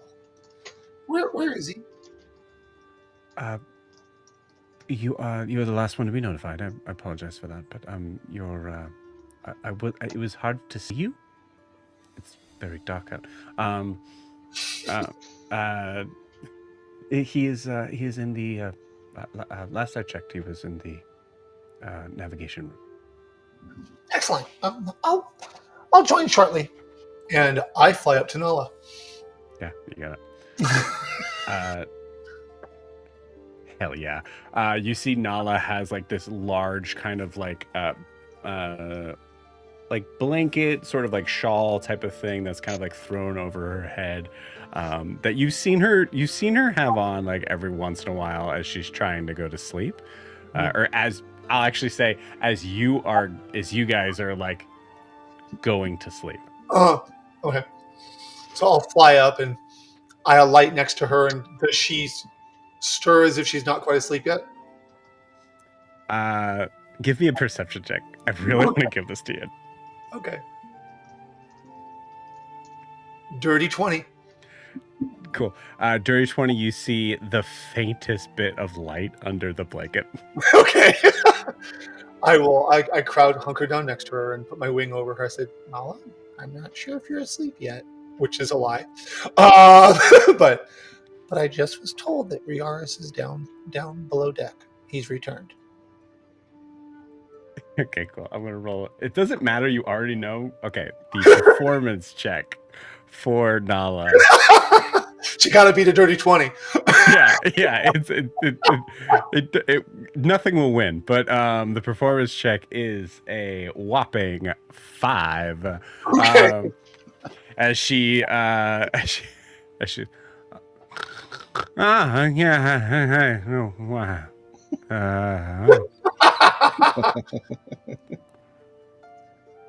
Who's there? Who else gets up here? Nala, it's Carr. Oh, And, okay, yeah. Riarris is back below decks.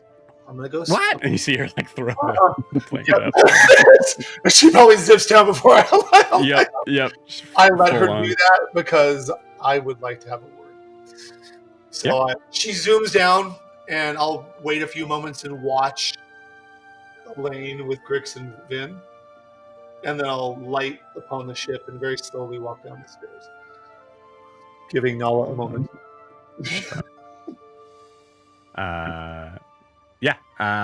We'll say you guys, Riarris, you're kind of like in the middle of maybe explaining the story.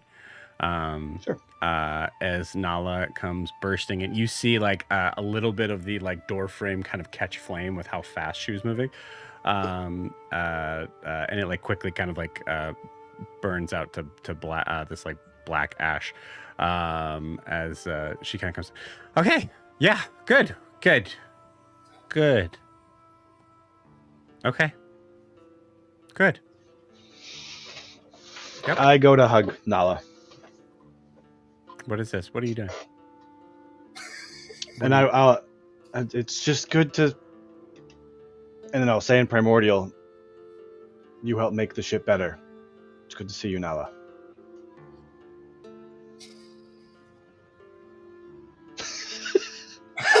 And I'll step back. I feel the heat getting more, and I'll just be like, okay, I gotta remember where I'm at, and I'll step a little back.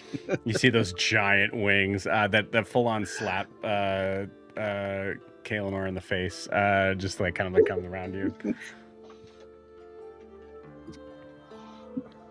Group hug.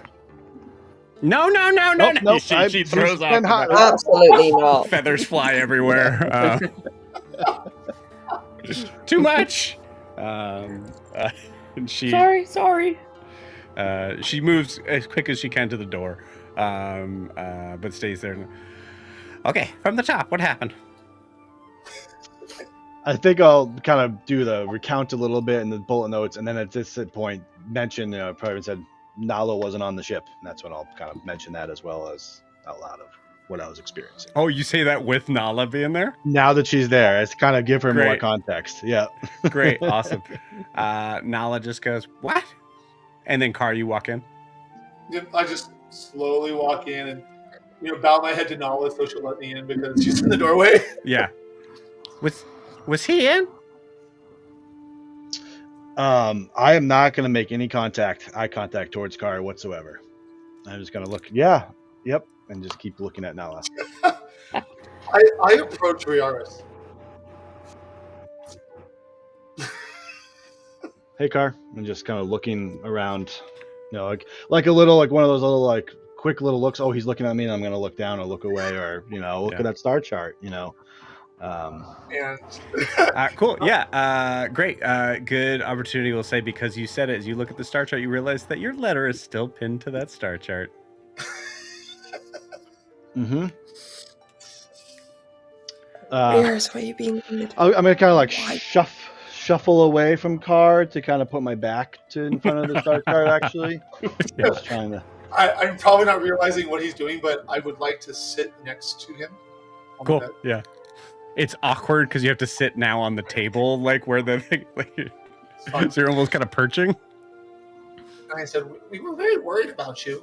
And I'm doing this for juxtaposing. So Mhm. I hold out one hand. I said, and I just say, may I? I think you see. I'm just instinctively rubbing my forearm where that is. What? Yeah, it's good. It's good to be back, Car. When he says, yeah, Carr takes that as a yes, and he gently places his hand on his shoulder and closes his eyes and just starts feeling for the vibration and make sure he belongs here. Like feeling his heartbeat. And just I'm going to break contact. I will not let you. You do that, and I understand why you're doing that. And I would. You break contact, and Carr's like, yeah. Yep. Oh. Just. It's.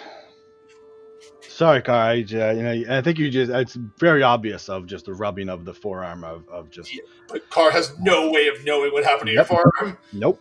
He's like, all right, and he just. You see Carr retreat a little bit, like internally. He says, well.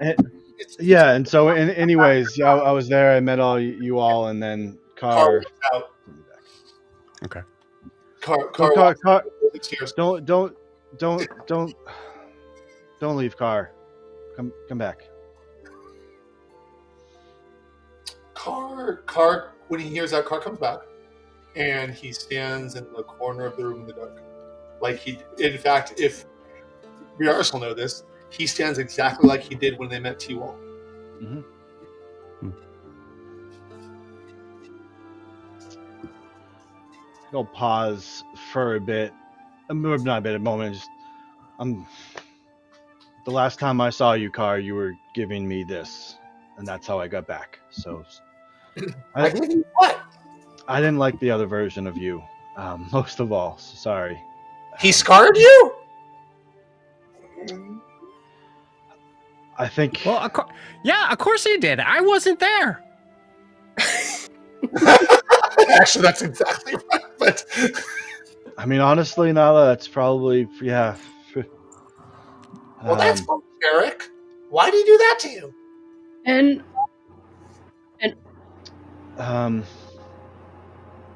well, that's how he was able to find where I belong in time, was through the noises I made while he did that. Let's just say. Wow. Well, that's incredibly vicious. Can I please show you how I did it for Ogra when I brought her back here? Please? it's really fun, Riarris. And Carr goes, see? Can I just tell you? Yeah. It's not scary. so I'll come down and kneel in front of him, and I'll put my hand on his chest, and basically, I'm just feeling the vibration of his heartbeat. And then on my chest, I start mimicking it, kind of like a beat. And then I make sure that he and I are we have the same vibration. We belong here. And then once I realize that, I put my hands down, I'm like, That's how I do it. I'm sorry the other one hurt you.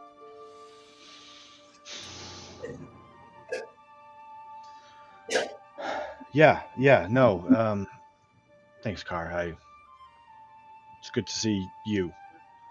I know. You're back, and I'm sorry he hurt you. And well, I guess I'm sorry I hurt you. I gotta wrap my brain around that one. Just stand back up. Don't stand quite so far back in the darkness, but I still remove myself a little bit. Well, yeah, I'm back. I haven't really had time to process it all, but they know about me. They were before us in time. They hadn't experienced what we had. They know more. I don't know. We might need to figure out. They might. I think I'm just stammering of not understanding the things. I have not had time to process. Yeah, there's also knowledge kind of blurs and goes, wait, so you went back in time? Yeah. And Riarris, give me a religion check.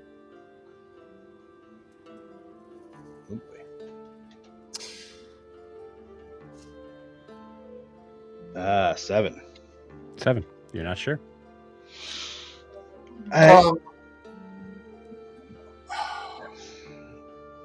Car's got like a concerned look in his face, and he holds out his hand again and says, "Do you mind?"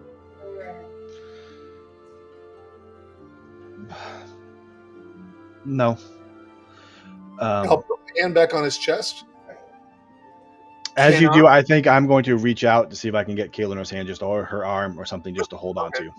And Kaelenor officials like hovering there, especially like watching Riarris be really weird with Car and just being like, Car's just gonna feel Riarris' vibrations again and try to tap it, but he's looking for, I guess, a polyrhythm or a coda to see where it came from. So if you guys watch back to when you guys watch this again and you go back, watch when Jack says he does this. As you see my face, I'm about to tell Car to roll something. And then I was like, I'm not going to. So yeah, absolutely. Give me a religion check. Okay.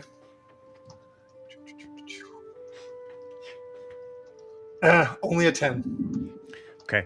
Now give me an Arcana check. Okay. Guidance. A 9. A guidance, which would be a what? D4. A D4. So 9 plus 2, 11. I have a question for you. Sure.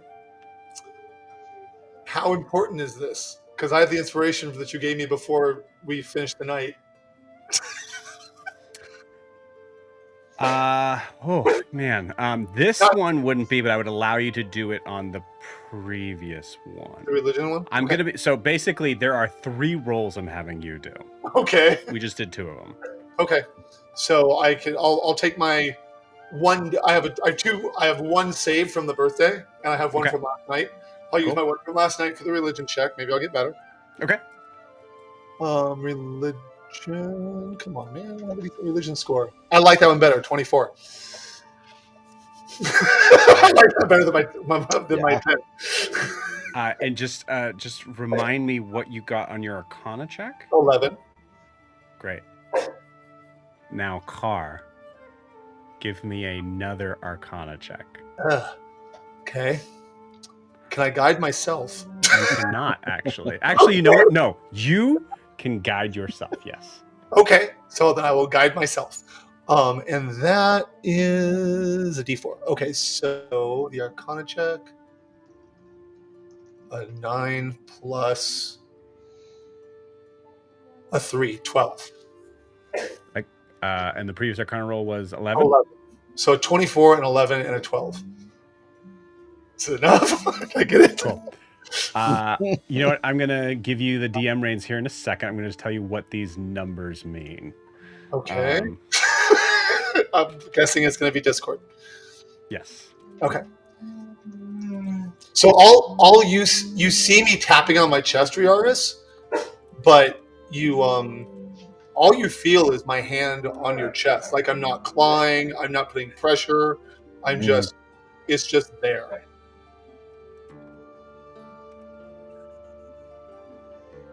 I see it. It says Joe plays D&D. It's typing, so hold on. Ogra sees Kaelinor and Riarris essentially holding hands, and she's just smiling to herself. Carr made Nala a promise, Okay. so Carr's not saying a damn thing about that. Mhm. Carr, Kaelin was avoiding looking at anyone. Kaelin was not even looking her in the eye. Kaelin was just like looking at probably Riarris being like, "You good?" Carr sees nothing. Carr said, "I hear no evil. I see no evil. Mm-mm. None of that here." That never It happened. was. It was a lot more fun for Ogra because Carr had a drum and Ogra could dance and follow it when we were in the not afterlife blue place. You know, can we just make it like our party, like our, you know, our mission, just, you know, like a sub, like rule? Can we stop dying, please, all of us? I would really like that. I think we need like a rules, like, you know, 10 rules, and I think that should be number 1. Stop dying. Ogra Pretty could good one. actually do that, but she Okay. needs a diamond. So if anyone has a really expensive diamond, Ogra can make anyone not die. So I do need to ask questions without giving too much away. Yeah, you can type back if you want, and I Well, can say that. if you look at this, I think I can ask questions before. Okay. So the first roll, clearly successful. Yes. Okay. The second roll, was it successful or not? It wasn't successful for you, Carr. Okay. So this Car's Arcana check was unsuccessful. No. Yes. And because the third one beat the second one. Okay, so interesting. So basically we see each other. Yeah. Okay. You guys all see, and you've seen this before, my eyes gray out a little bit. I step to the ethereal plane. And I just look at him and say, "What did you do?"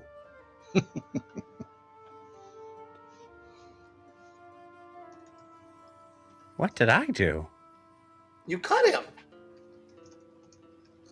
I tried to bring him back.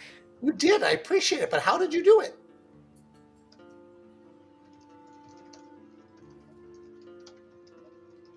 Why are you so bold to speak with me?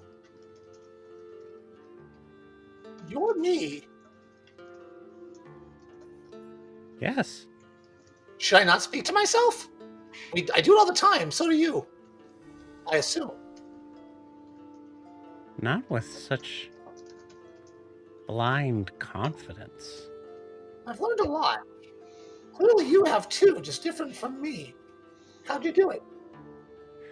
You see this car in this moment kind of take a step forward, closer to you, and is like seemingly inspecting you, almost like you almost feel like you're being like sniffed out. Okay.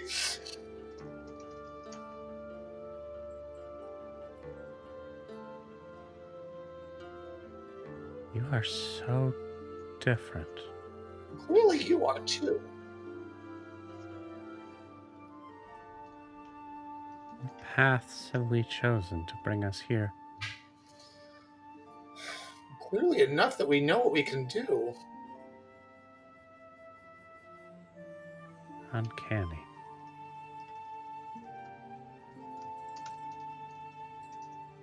I will slip back into my body because I'm beginning not to trust him. Yeah. But I'm still talking to him. There's this. I'm going to totally break a merge for a second. There's this unbelievably awesome sort of like low budget film that is what the hell is it called? The Halley's Comet movie. I don't know. Just about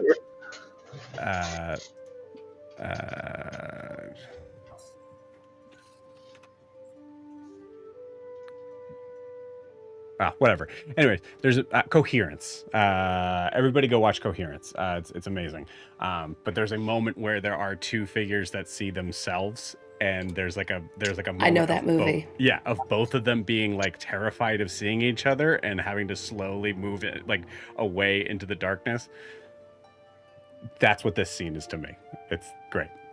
Without the terror, but like the like moment of like Yeah. yeah. You worry me, I guess, would be the Yeah, right. So are you going to tell me how you did it? What were you listening for? listening. He said his voice? Yes. Frequencies, but I don't need to listen. I have magic. Do you not have magic where you come from? I have plenty of magic, but I don't use it like that. I listen to rhythms. Try that, maybe. It's less invasive. Sounds so Primitive. You're primitive. Yes. Perhaps, but it's effective and it doesn't hurt people. Just for a second, guys, how cool would it have been if Jack and I both said primitive? I thought I was trying to. That was close.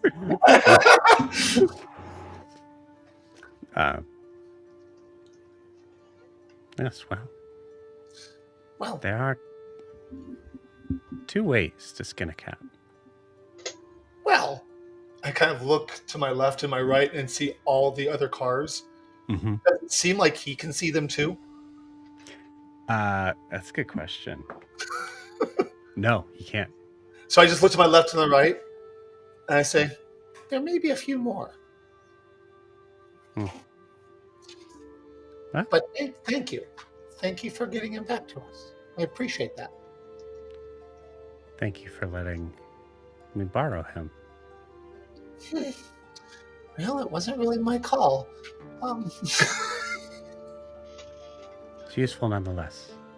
I'm sure that your Riarris will appreciate your company now that he's gone.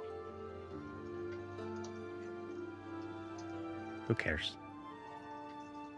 Oh, well, it's been wonderful chatting.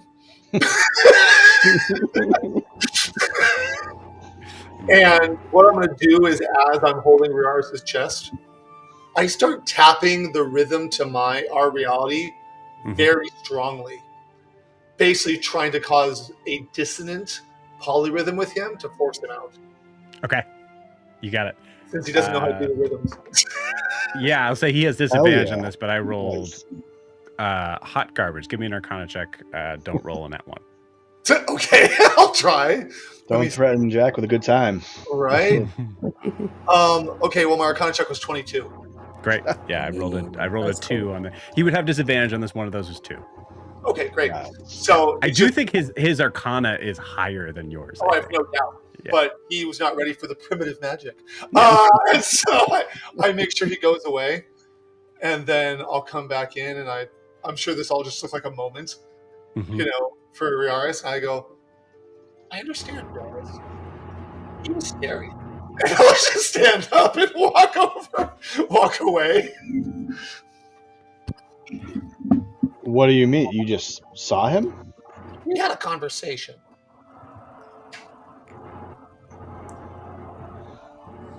Okay, well, then you get why. Yes. Okay. On one hand, he seemed to be uncomfortable with how brazen I was. On the other hand, he called me primitive. So, there's something to be said for this reality. I'm glad you're back. Me too. Yeah, the way he used spirits was disgusting to be I clear. can imagine. He seems like he's not very nice. I He did some called you primitive? No. Yes, or primal, or something like that. Yes, he thought I didn't have magic. What? How? I don't care if it is a different version. No one calls car primitive. That's I could have called myself primitive if you think about it. It's okay. Uh, Riarris, I'm really glad you're back. yeah. Car, you get this point of like, I think you take a note of like, if there was something you could insult Nala with, there's the buzzword. It's like primitive, which as much as Car may or may not know the other Car, that was supposed to be an insult. You know what I mean? And Car's like, nah, whatever. Yeah. So She's so offended for you. Car just says, I'm very glad you're back, Riarris. And then he says 4 words. But he starts them looking at Riarris, but he ends them looking at Kaelinor, and then he walks out. And the 4 words are, we need to talk. And I'll walk out. Oh, wait. Ogre needs people's hair, feathers, and fur. So baby owlbear out. Marshmallow doesn't You see attack you. Nala just head out of that. Wait. Nala, you just left a bunch of feathers in my room. Ogre, you can just Yeah, keep okay, cool. those. You say that. You see Nala just quickly run in, try to grab all the feathers. Can I grab one feather? Give me a contested sleight of hand check. Ooh, Ogre's Dang it, good. she Can I give? She does not have a good sleight of hand. Like, Oh, go, am I go. close enough where I get the +4? No. I'm that's close a to saving throw. Kaylin. +1 only on saves. Oof. Where'd you go, Dex? Saving throw. Oh, saving throw. No, it's or not a sleight of saving throw. hand. Sleight of hand. Okay. Okay. Well, the dice finally took it away. That's a 12. Great. Awesome. She legitimately beat you by 1. So, like, last one, she, like, kind of, like, just rips out of your hand. Ogre will give it back. Kaelinor gave Ogre her hair. Great. Good Car for Kaelinor. pulls one It's of the so much. small feathers out from his neck, like one of the small ones. He's probably going to molt anyway. And he just hands it to her. Nala, Thank you, Cole. And then the walks baby out. owl will nip at your beak and your toes and claw you. Just give Ogre the feather. We're keeping Please. that thing? Of course. Yeah. You guys are keeping the owl bear? Don't Yes. ask. Ugh. Wait, all 3? It- How many are we keeping? No. There's 2 more? Nuggets and Meatball went back You into the named woods them? where they belong. Of course. Why would you name them? What if they come Ogre back? could just. Then they're gonna go. Then, if they come back, Ogre will bring them on the ship and we'll have more owlbears. But it looks like they're happier in the woods, but Marshmallow decided he wanted to stay with Ogre, so Marshmallow is like Muffins is a part of the Wreckless now. Ogre's gonna take care of him and train him. Sure. Yeah. Okay. I'm going to give this to you, and then remember that you have it.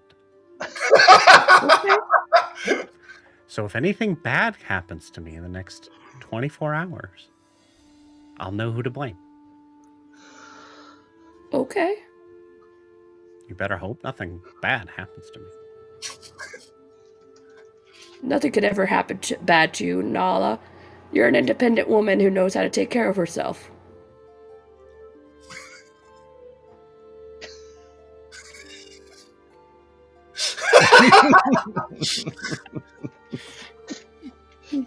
And she walks out. There's like, that's the best compliment you could have given her, and there's nothing she can say bad about it. That was great.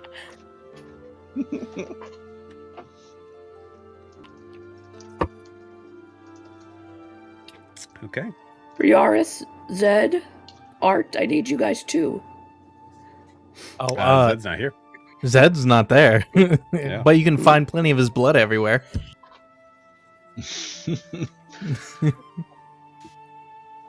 I think I will probably the nearest weapon or something is probably the double-bladed scimitar, so I'll grab that and cut a little bit off. And yeah, hand you a piece, then you some hair. Thank you. You should all Just get to want to know go on the Marshmallow. record. This seems like a terrible idea, which How could it be a bad idea? Ogre cannot see this ending any badly. okay. Like Riarris, like if you could look at the different timelines when any ogre got a marshmallow, you'll see nothing bad could happen. I think I just look around. I'm hungry. Yep. I'll take your word for it, Ogra. And I think I don't think I'd fully just go. I'm happy to have you back and give her a big hug. Don't let that thing eat my feet in the night, please. Thank you. I think you'll note it as I like hugging. I'll like kind of like test your left arm a little bit weirdly, just like squeeze it because it's like not mechanical at all. Like okay, that's just full. Ogre just flexes out of bulgy muscle. Yeah. I'm like I love that. I like love that. It's kind of a little nod, like okay, under my breath, good. If Riarris wants, Ogre could like do workout and make you actually build up your muscle. What does that mean? Well, we could do Ogre something. just with that. like motions to her like 8-pack.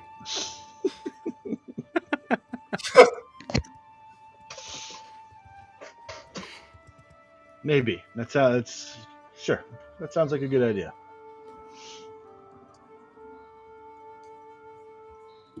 Ogre knew Riarris would come back. Always coming back. Can't get rid of me that easy. Ogre. I hate this. Ogre, roll me an intelligence check. Oh god. Just straight intelligence? Straight intelligence. Oh god. Oh no, that's a -1. Beautiful. Excellent. I rolled a 2. Oh no, it'd be a 0. No, it'd be a -1. -1. I mean, they're the same. It's bad. It's definitely a fail. Cool. Ogre, you kind of like think about like this moment of like, I mean, it's Riarris and Kaelinor in this room. Everybody else is left. And it's just Riarris, Kaelinor, and Ogre. And Ogre, you know that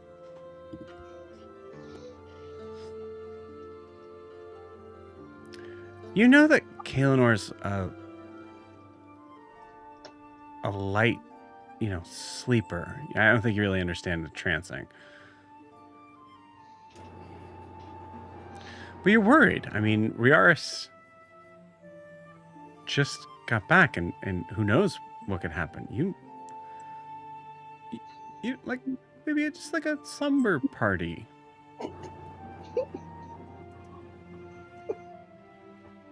I want to restate what I did at the beginning of this. I hate that I'm making you roll this, but I was like, this has to happen.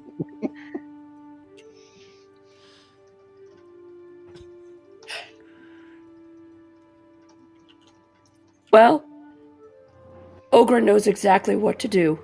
First, Ogre's gotta go and get snacks, and she'll come right back, and she gotta get her blanket, and they're gonna all sit here. In this room, Caleb was like, "We've had too many people in my room the last 2 days. What is going on?" Yeah. Why? Well, Kaelinor's gonna do that, pretend to sleep in the corner with their head bowed down and leaning against the wall, sleeping but not sleeping. And Riarris may get the bed, but Riarris shouldn't, doesn't this seem more like a slumber party than anything? What is a slumber party?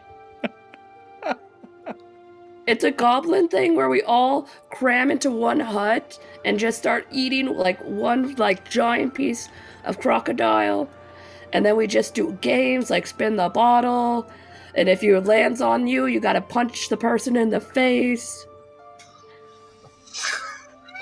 I have killed off beloved NPCs.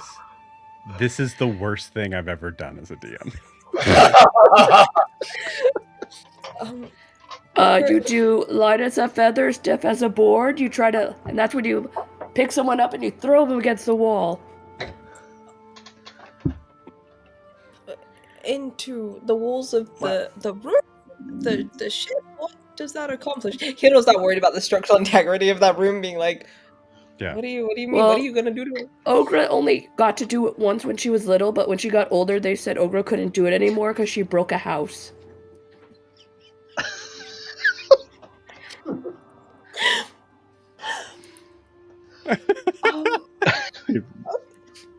Right. Well, that would make sense. And Ogra couldn't do spin the bottle because she broke some people's noses. Okay.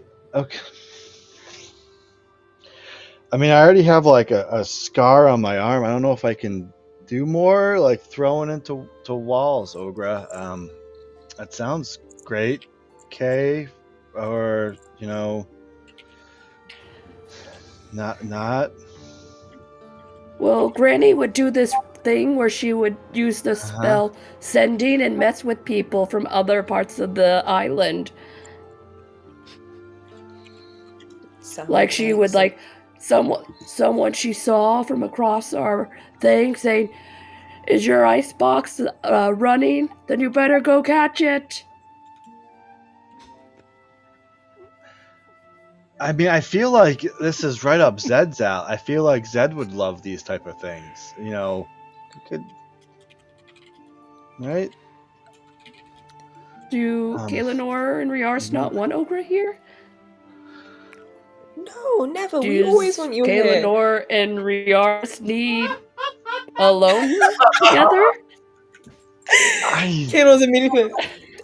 No, I just thought I was. Well, Carl wants to go see us. And we could have a slumber party, later on, with everyone. Maybe Ogra knows. Ogra catches what Kaelinor's putting down. Ogra smells what Kaelinor stepping in. Immediately looks down to her feet. What am I stepping? I'm stepping on wood. What are you? We're on wood, isn't it? Ogra understands Kaelinor and Riarris want to be alone. And just like backs up slowly and's trying to wink and doing the okay sign. Ogra, if you still want a slumber party, we can do one with everyone in Yoon's room. It's the biggest. And Ogra's like, as Ogra's leaving, like Kay's yelling at me, like, what are you, why are you doing, why are you blinking at me, Ogra? Arturian comes in. Are we doing a slumber party? Maybe Ogra wants to do a slumber party. Yoon's room. Great. I didn't know heroes did slumber parties. What? Heroes can do whatever you want, Arturian. I'm gonna go bring all my inventions in that are useful for this slumber party. I'll be right back. Okay. I don't want to be here when they come back. Should we go see? Car or yeah. What? I don't know. Don't ask. I don't know what just happened. Okay. The fuck is a slumber party? What? This like. Were you not listening to Ogra? It didn't. I don't know. I think she's just very excited. It hurts.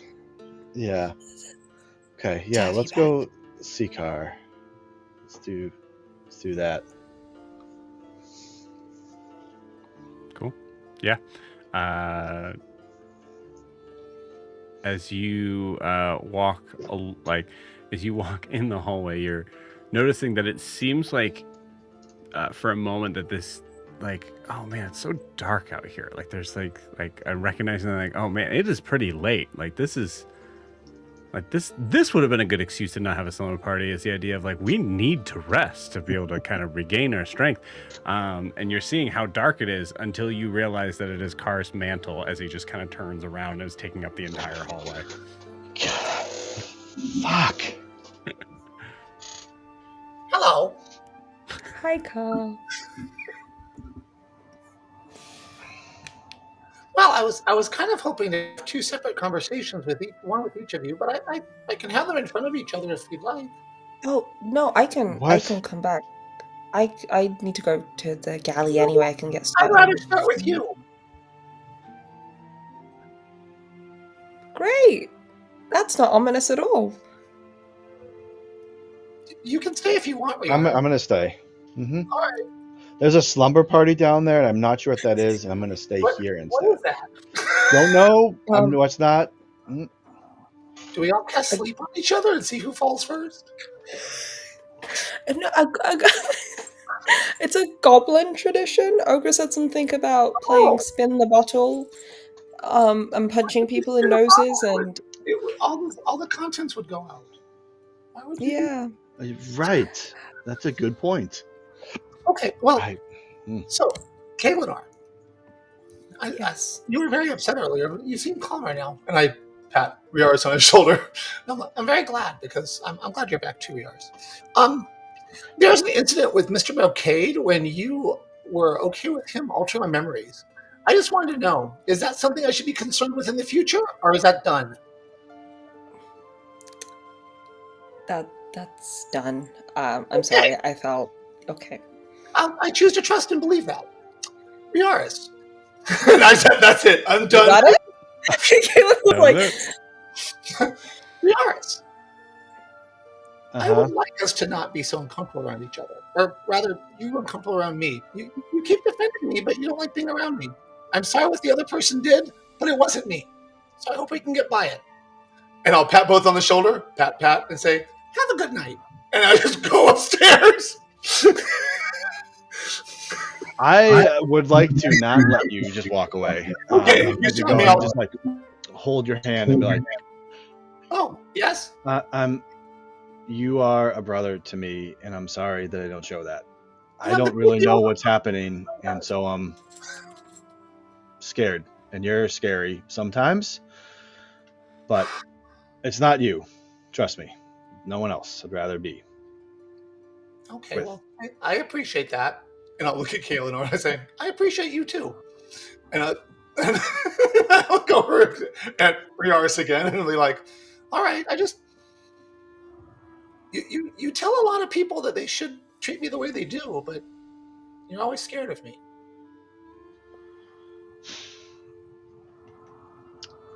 My culture is very sensitive to avian birds. They are powerful to the culture, but I didn't know many of you, and you being who you are, able to see Talia and all the things that we've done is scary, Car. Scared too. I trust you. I know it doesn't seem like I trust you a lot Don't more trust than him, you know. because he's creepy. Yeah, well, we saw a lot of other versions of ourselves, and you being and really experiencing that was honestly terrifying to see what that could be. I agree. And I'm worried if they come here or who else, whatever that is. So The other one did. That's why I was talking to him. Well, he didn't come here, but he was watching us. is he still watching us now? Well, he might be, but I pushed him away at that moment. I got him out of there. He wasn't used to my... And I put the air quotes. He wasn't used to my primitive magic. Riarris, give me a religion check. No, I'm going to call this a wisdom saving throw. Okay. +4. Because I'm right there.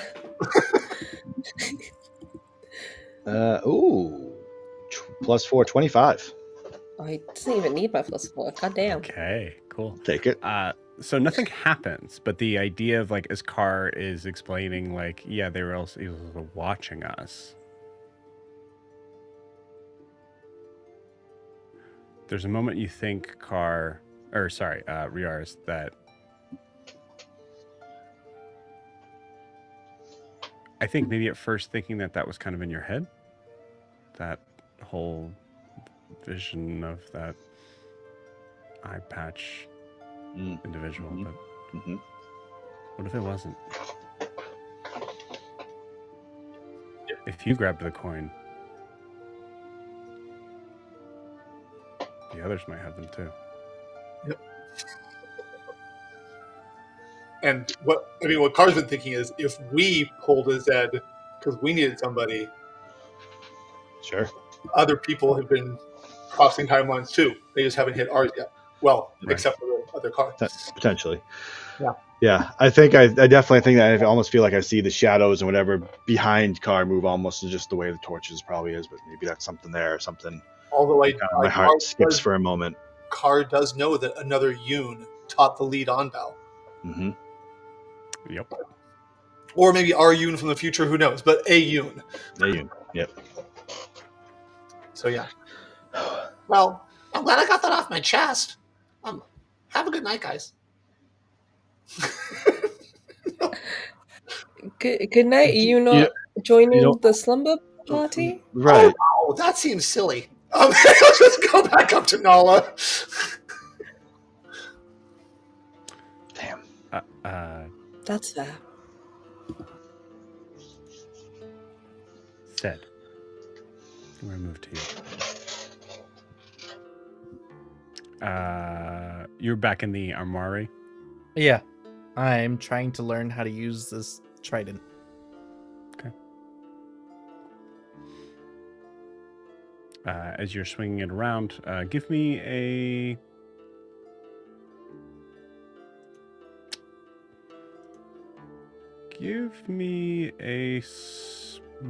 No.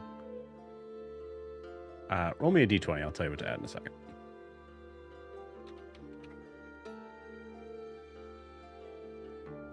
Uh, 8.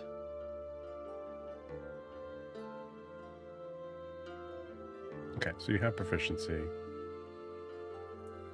11.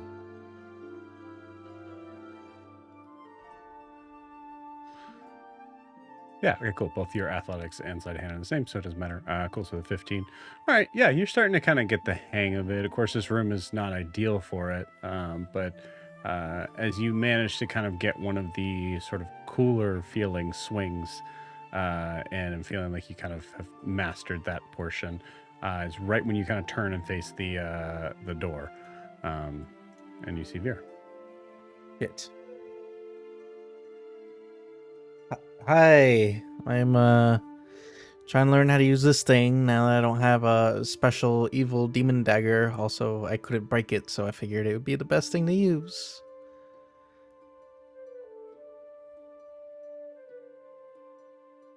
Fun. She takes a step forward. You notice how Riarris told you when you asked the same question but didn't tell me? You keep talking. She closes the door behind her. Shit. Yeah, so, pretty, tired from, swinging this around. Takes a step forward.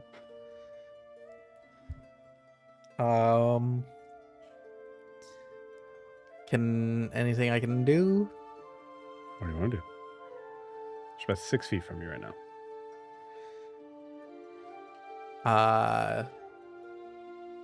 I'm just gonna start picking up all the weapons that I knocked down trying to use this trident. Okay. Do you turn your back? I keep my side pointed to her so she's in my peripheral vision. Okay. She takes a step forward again. So no, nothing. Hungry? Something like that? Food? Nope, here's the nunchucks that Turian hit himself in the head with.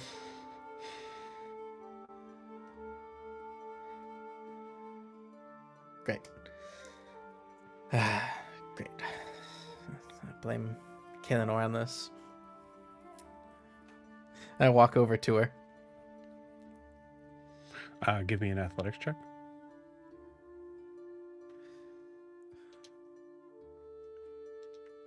Uh, 17. She rolled an 18 on the die. She grabs you by the collar, pulls you down to where your D's are like bang into the ground, kisses you on the mouth, and throws you to the ground and walks out. Oh, what the fuck is going on? What the hell just happened? Fuck. Did I get laid? What the hell just happened?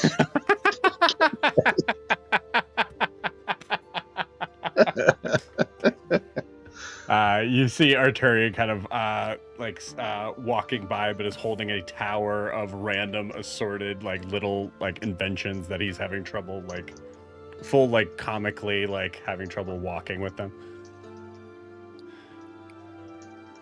You okay? I think I got laid. Also, I have a question. We found this. I found this gear, or I bought this gear. Okay. You think you're gonna have a look at it? You see his legs kind of start to shake under the weight. Here, let me help you. Sure. Yeah, you grab it. Relatively pretty easy. Yeah. Okay. You know what? Oh, I have a perfect place for you to be able to for us to kind of look at it. All right. In Kalenor's room. We're having a slumber party. What? Do I look like a fucking lumberjack? No, not a lumber party, a slumber party. The hell is that?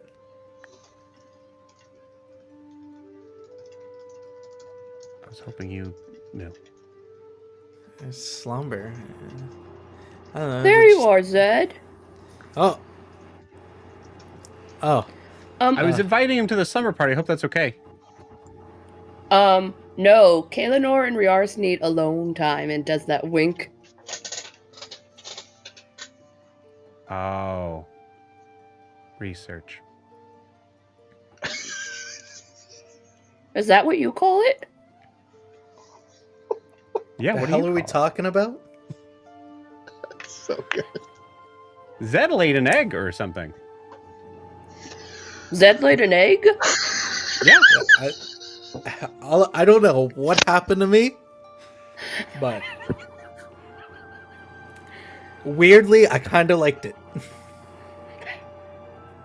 Oh, okay. And now I'm Well, all kinds of confused. congratulations, I guess, Zed. Oh, thanks. We gotta show him the gear thing. Maybe he can figure out where to locate it and stuff, so we don't have to trust this person. Don't you have you have something you gotta be taken care of right now?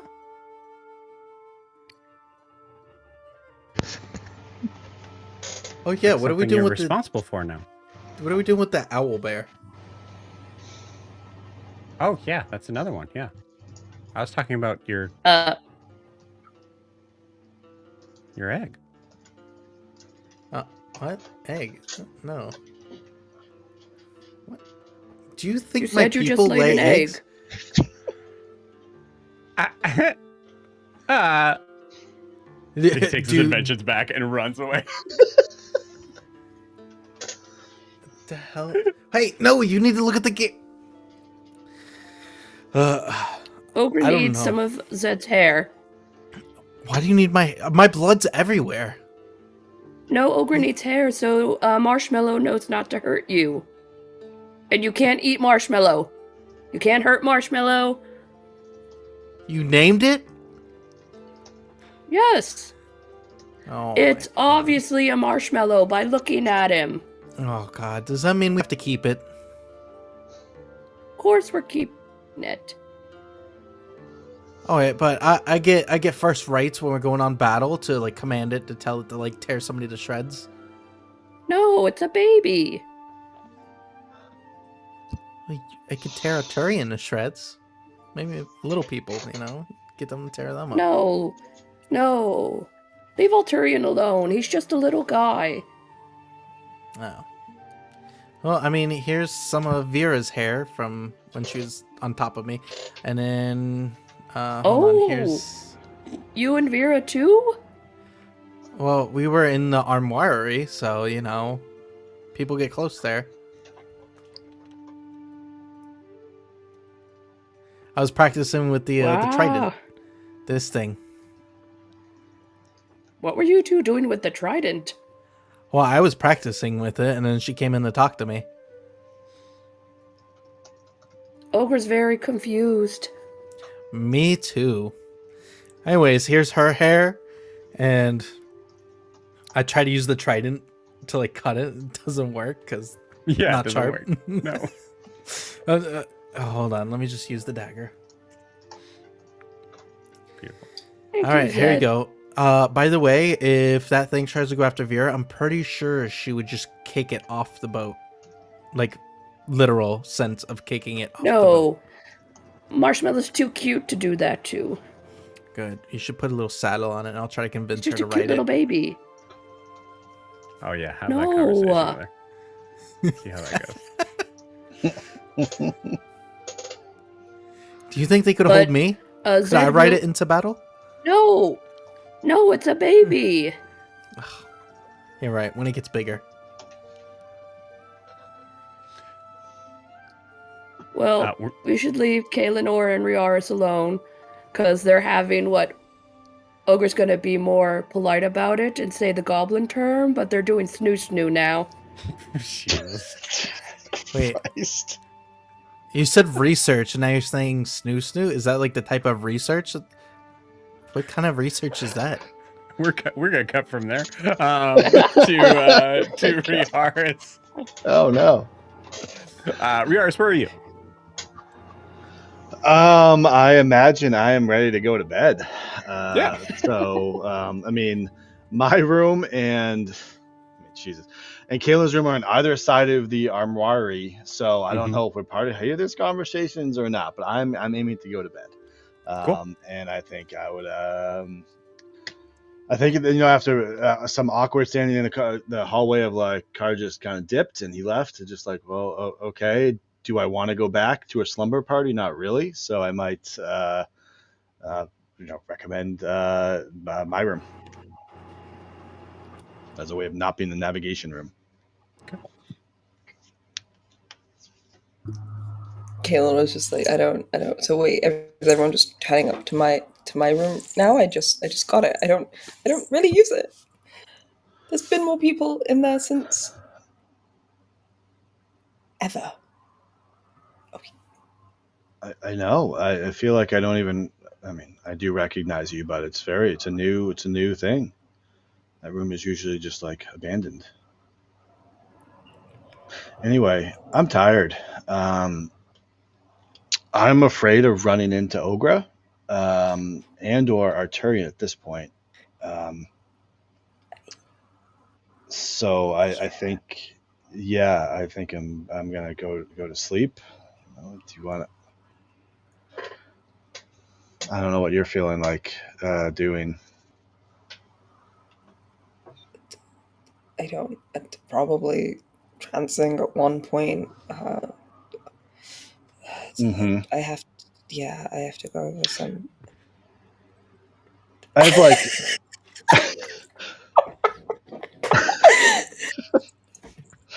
Okay. I have to go over some navigation things. I still need to go through the weapons in the armory. There's no way that Could they wait? Could they wait though? Could they wait till like morning?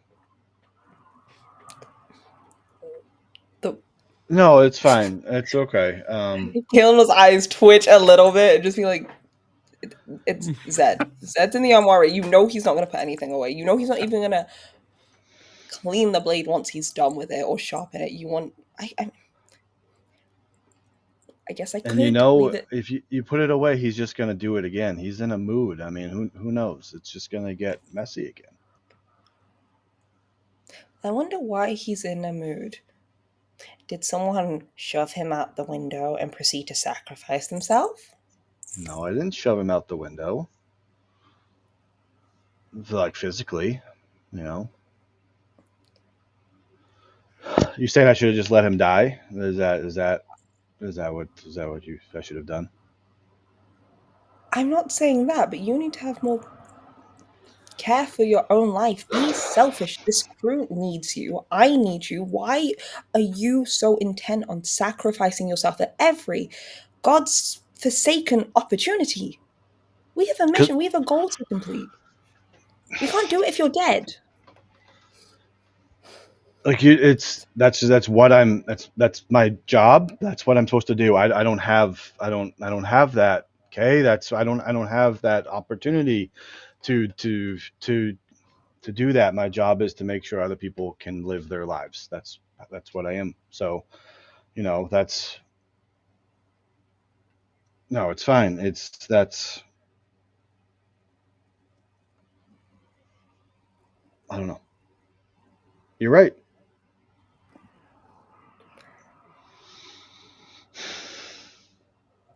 So, well, Okay, but what about your life? You can't just your role isn't to let everyone to like your role isn't to make everyone survive or live. You also have a life. You're also part of this crew. You are part of us. I need you to understand that. I'm trying. Okay. Are you? I hear you. I can't say that I understand, but I hear you, and that's all I can give right now. I understand. This is where I want to be. This is my home. You're right, and not easy to change exactly who I am, but you're right. You're right about it all. I'm trying. I want That's to all try. I'm asking. That's all we're asking for. That's all I'm asking for. It, you left me a letter. You didn't tell me in person. You you don't get to just carve your heart onto a parchment like it's like a dying note of a song like that to me. You died. You could have died. You did die. And what if I never found that letter? I only found it because of Arturian.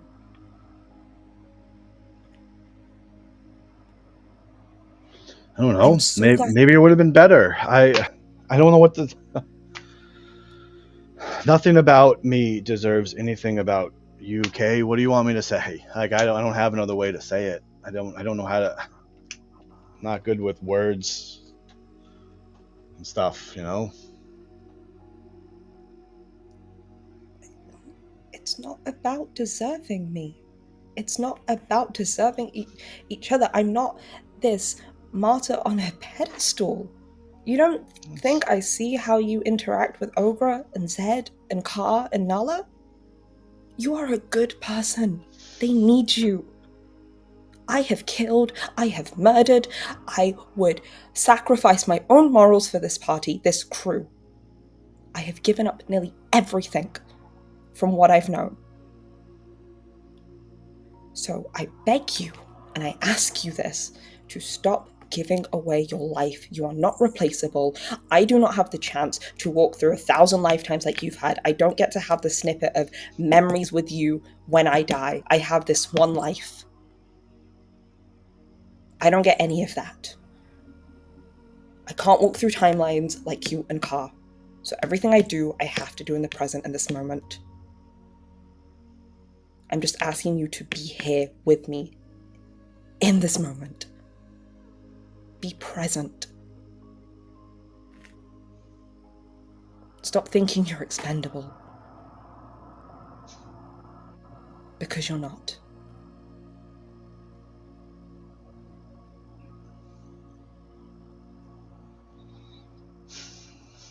Say it like it's easy. Like it's just how many times. You're right. You don't need to know how many times. And I'm sorry, I can't look at you without seeing all the times that I've failed. Okay? And I don't want to fail. For once, I don't feel expendable. For once, I feel like there is an end. There is something that to go for, to be for, to live for, but I don't know how to just stop. How can you just say stop?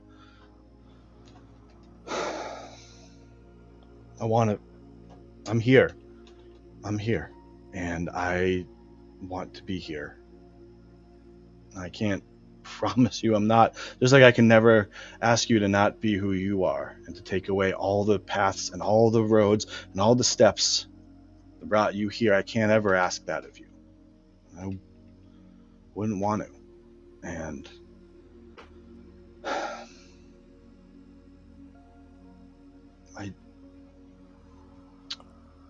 when I laid there next to you and my head on your shoulders was the first time I ever felt comfortable that I can remember.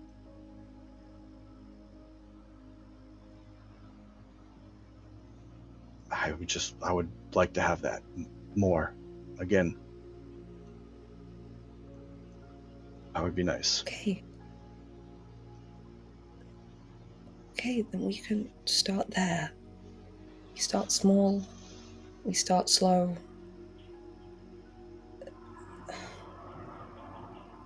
And we work at this together, slowly, step by step. You mean too much to everyone here. You can't do that again. It's not easy to change who you are, I know that. But have more consideration for the people around you. Please? Okay. Okay. Yeah.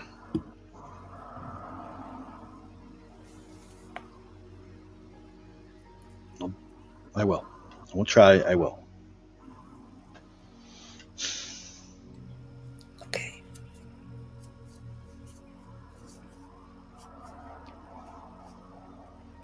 Okay.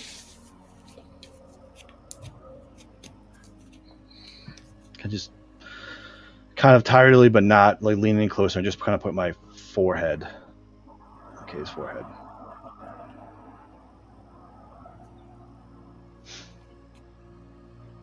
I think she also leans a little bit and does so too.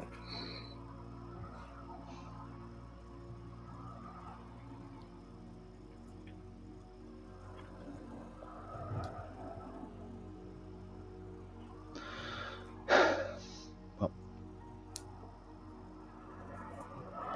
we should move before the others find us for whatever slumber party is.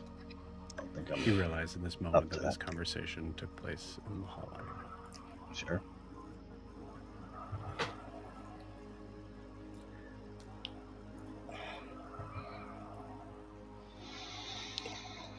I should probably go before Arturian brings several contraptions into my room and sets a fire or something.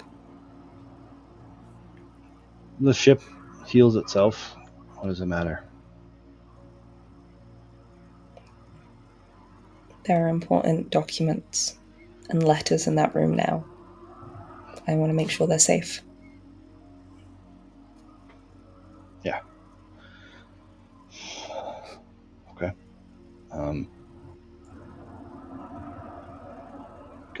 Company?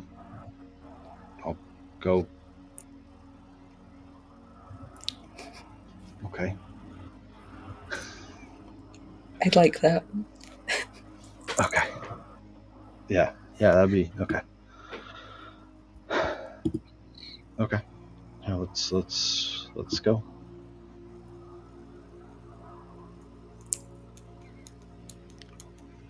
As you I'll go into. go ahead. No, I'll go into my room. That was it. Okay.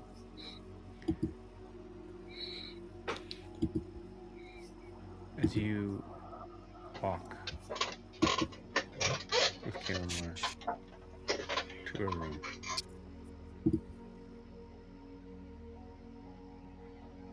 you pass the armory, which is on the other side of your room.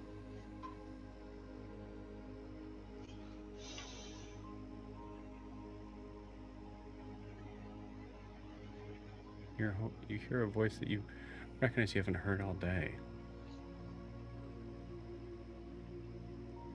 At least not in this timeline.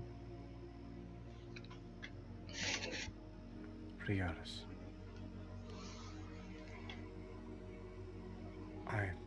For so many reasons, I am so sorry.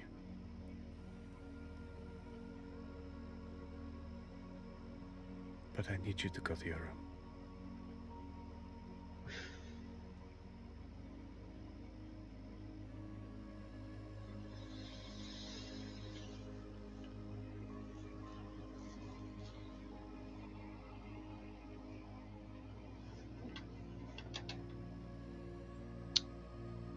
At the threshold of Kalenor's room, they go in and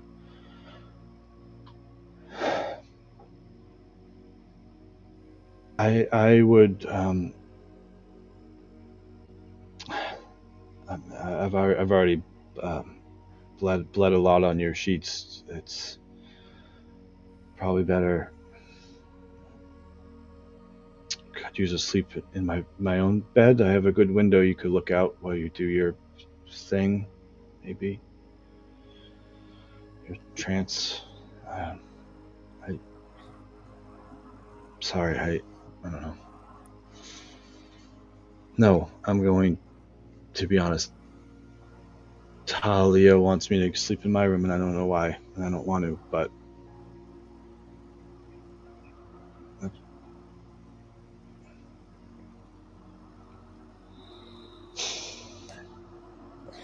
Okay.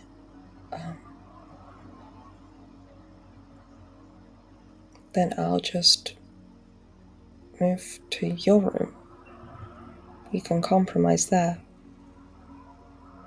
And she untacks the letter from her maps, and there is a chest of drawers on the side of the table beside her bed, and she puts it in there on the top drawer. And there's other very important things in that drawer. And once she's done that, she kind of turns to Riarris and goes, "Is Talia okay with me? It's not something important, is it? Some sort of..." Riarris, I know enough about this world.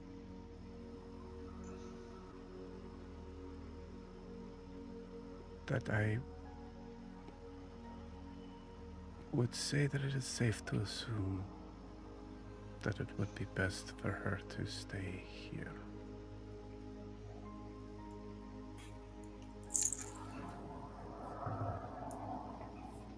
I think you just see just agony on Riarris' face as he just bites a lip and just says, I don't. Fuck.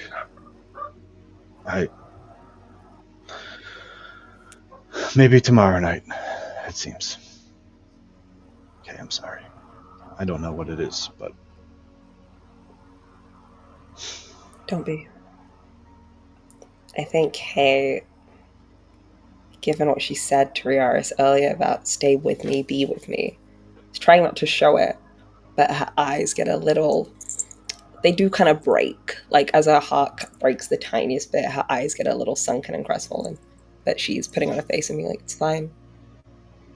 Go see what she needs. It's not fine, and it's not fine. It's not fine, but this... I think I will just turn and walk away. Not to show the own tear down my own face. Kaelinor just closes the door behind him as he leaves. Not even waiting for him to turn and close the door. It's just, okay. If your doors are thin enough, you'll hear something get knocked over in the armory, and then probably a muffled swear, someone then putting it back. No, that would not be helpful in the situation. I'll go back to my room. I'll just, when I finally get in and close the door, say, Talia, this said better be good.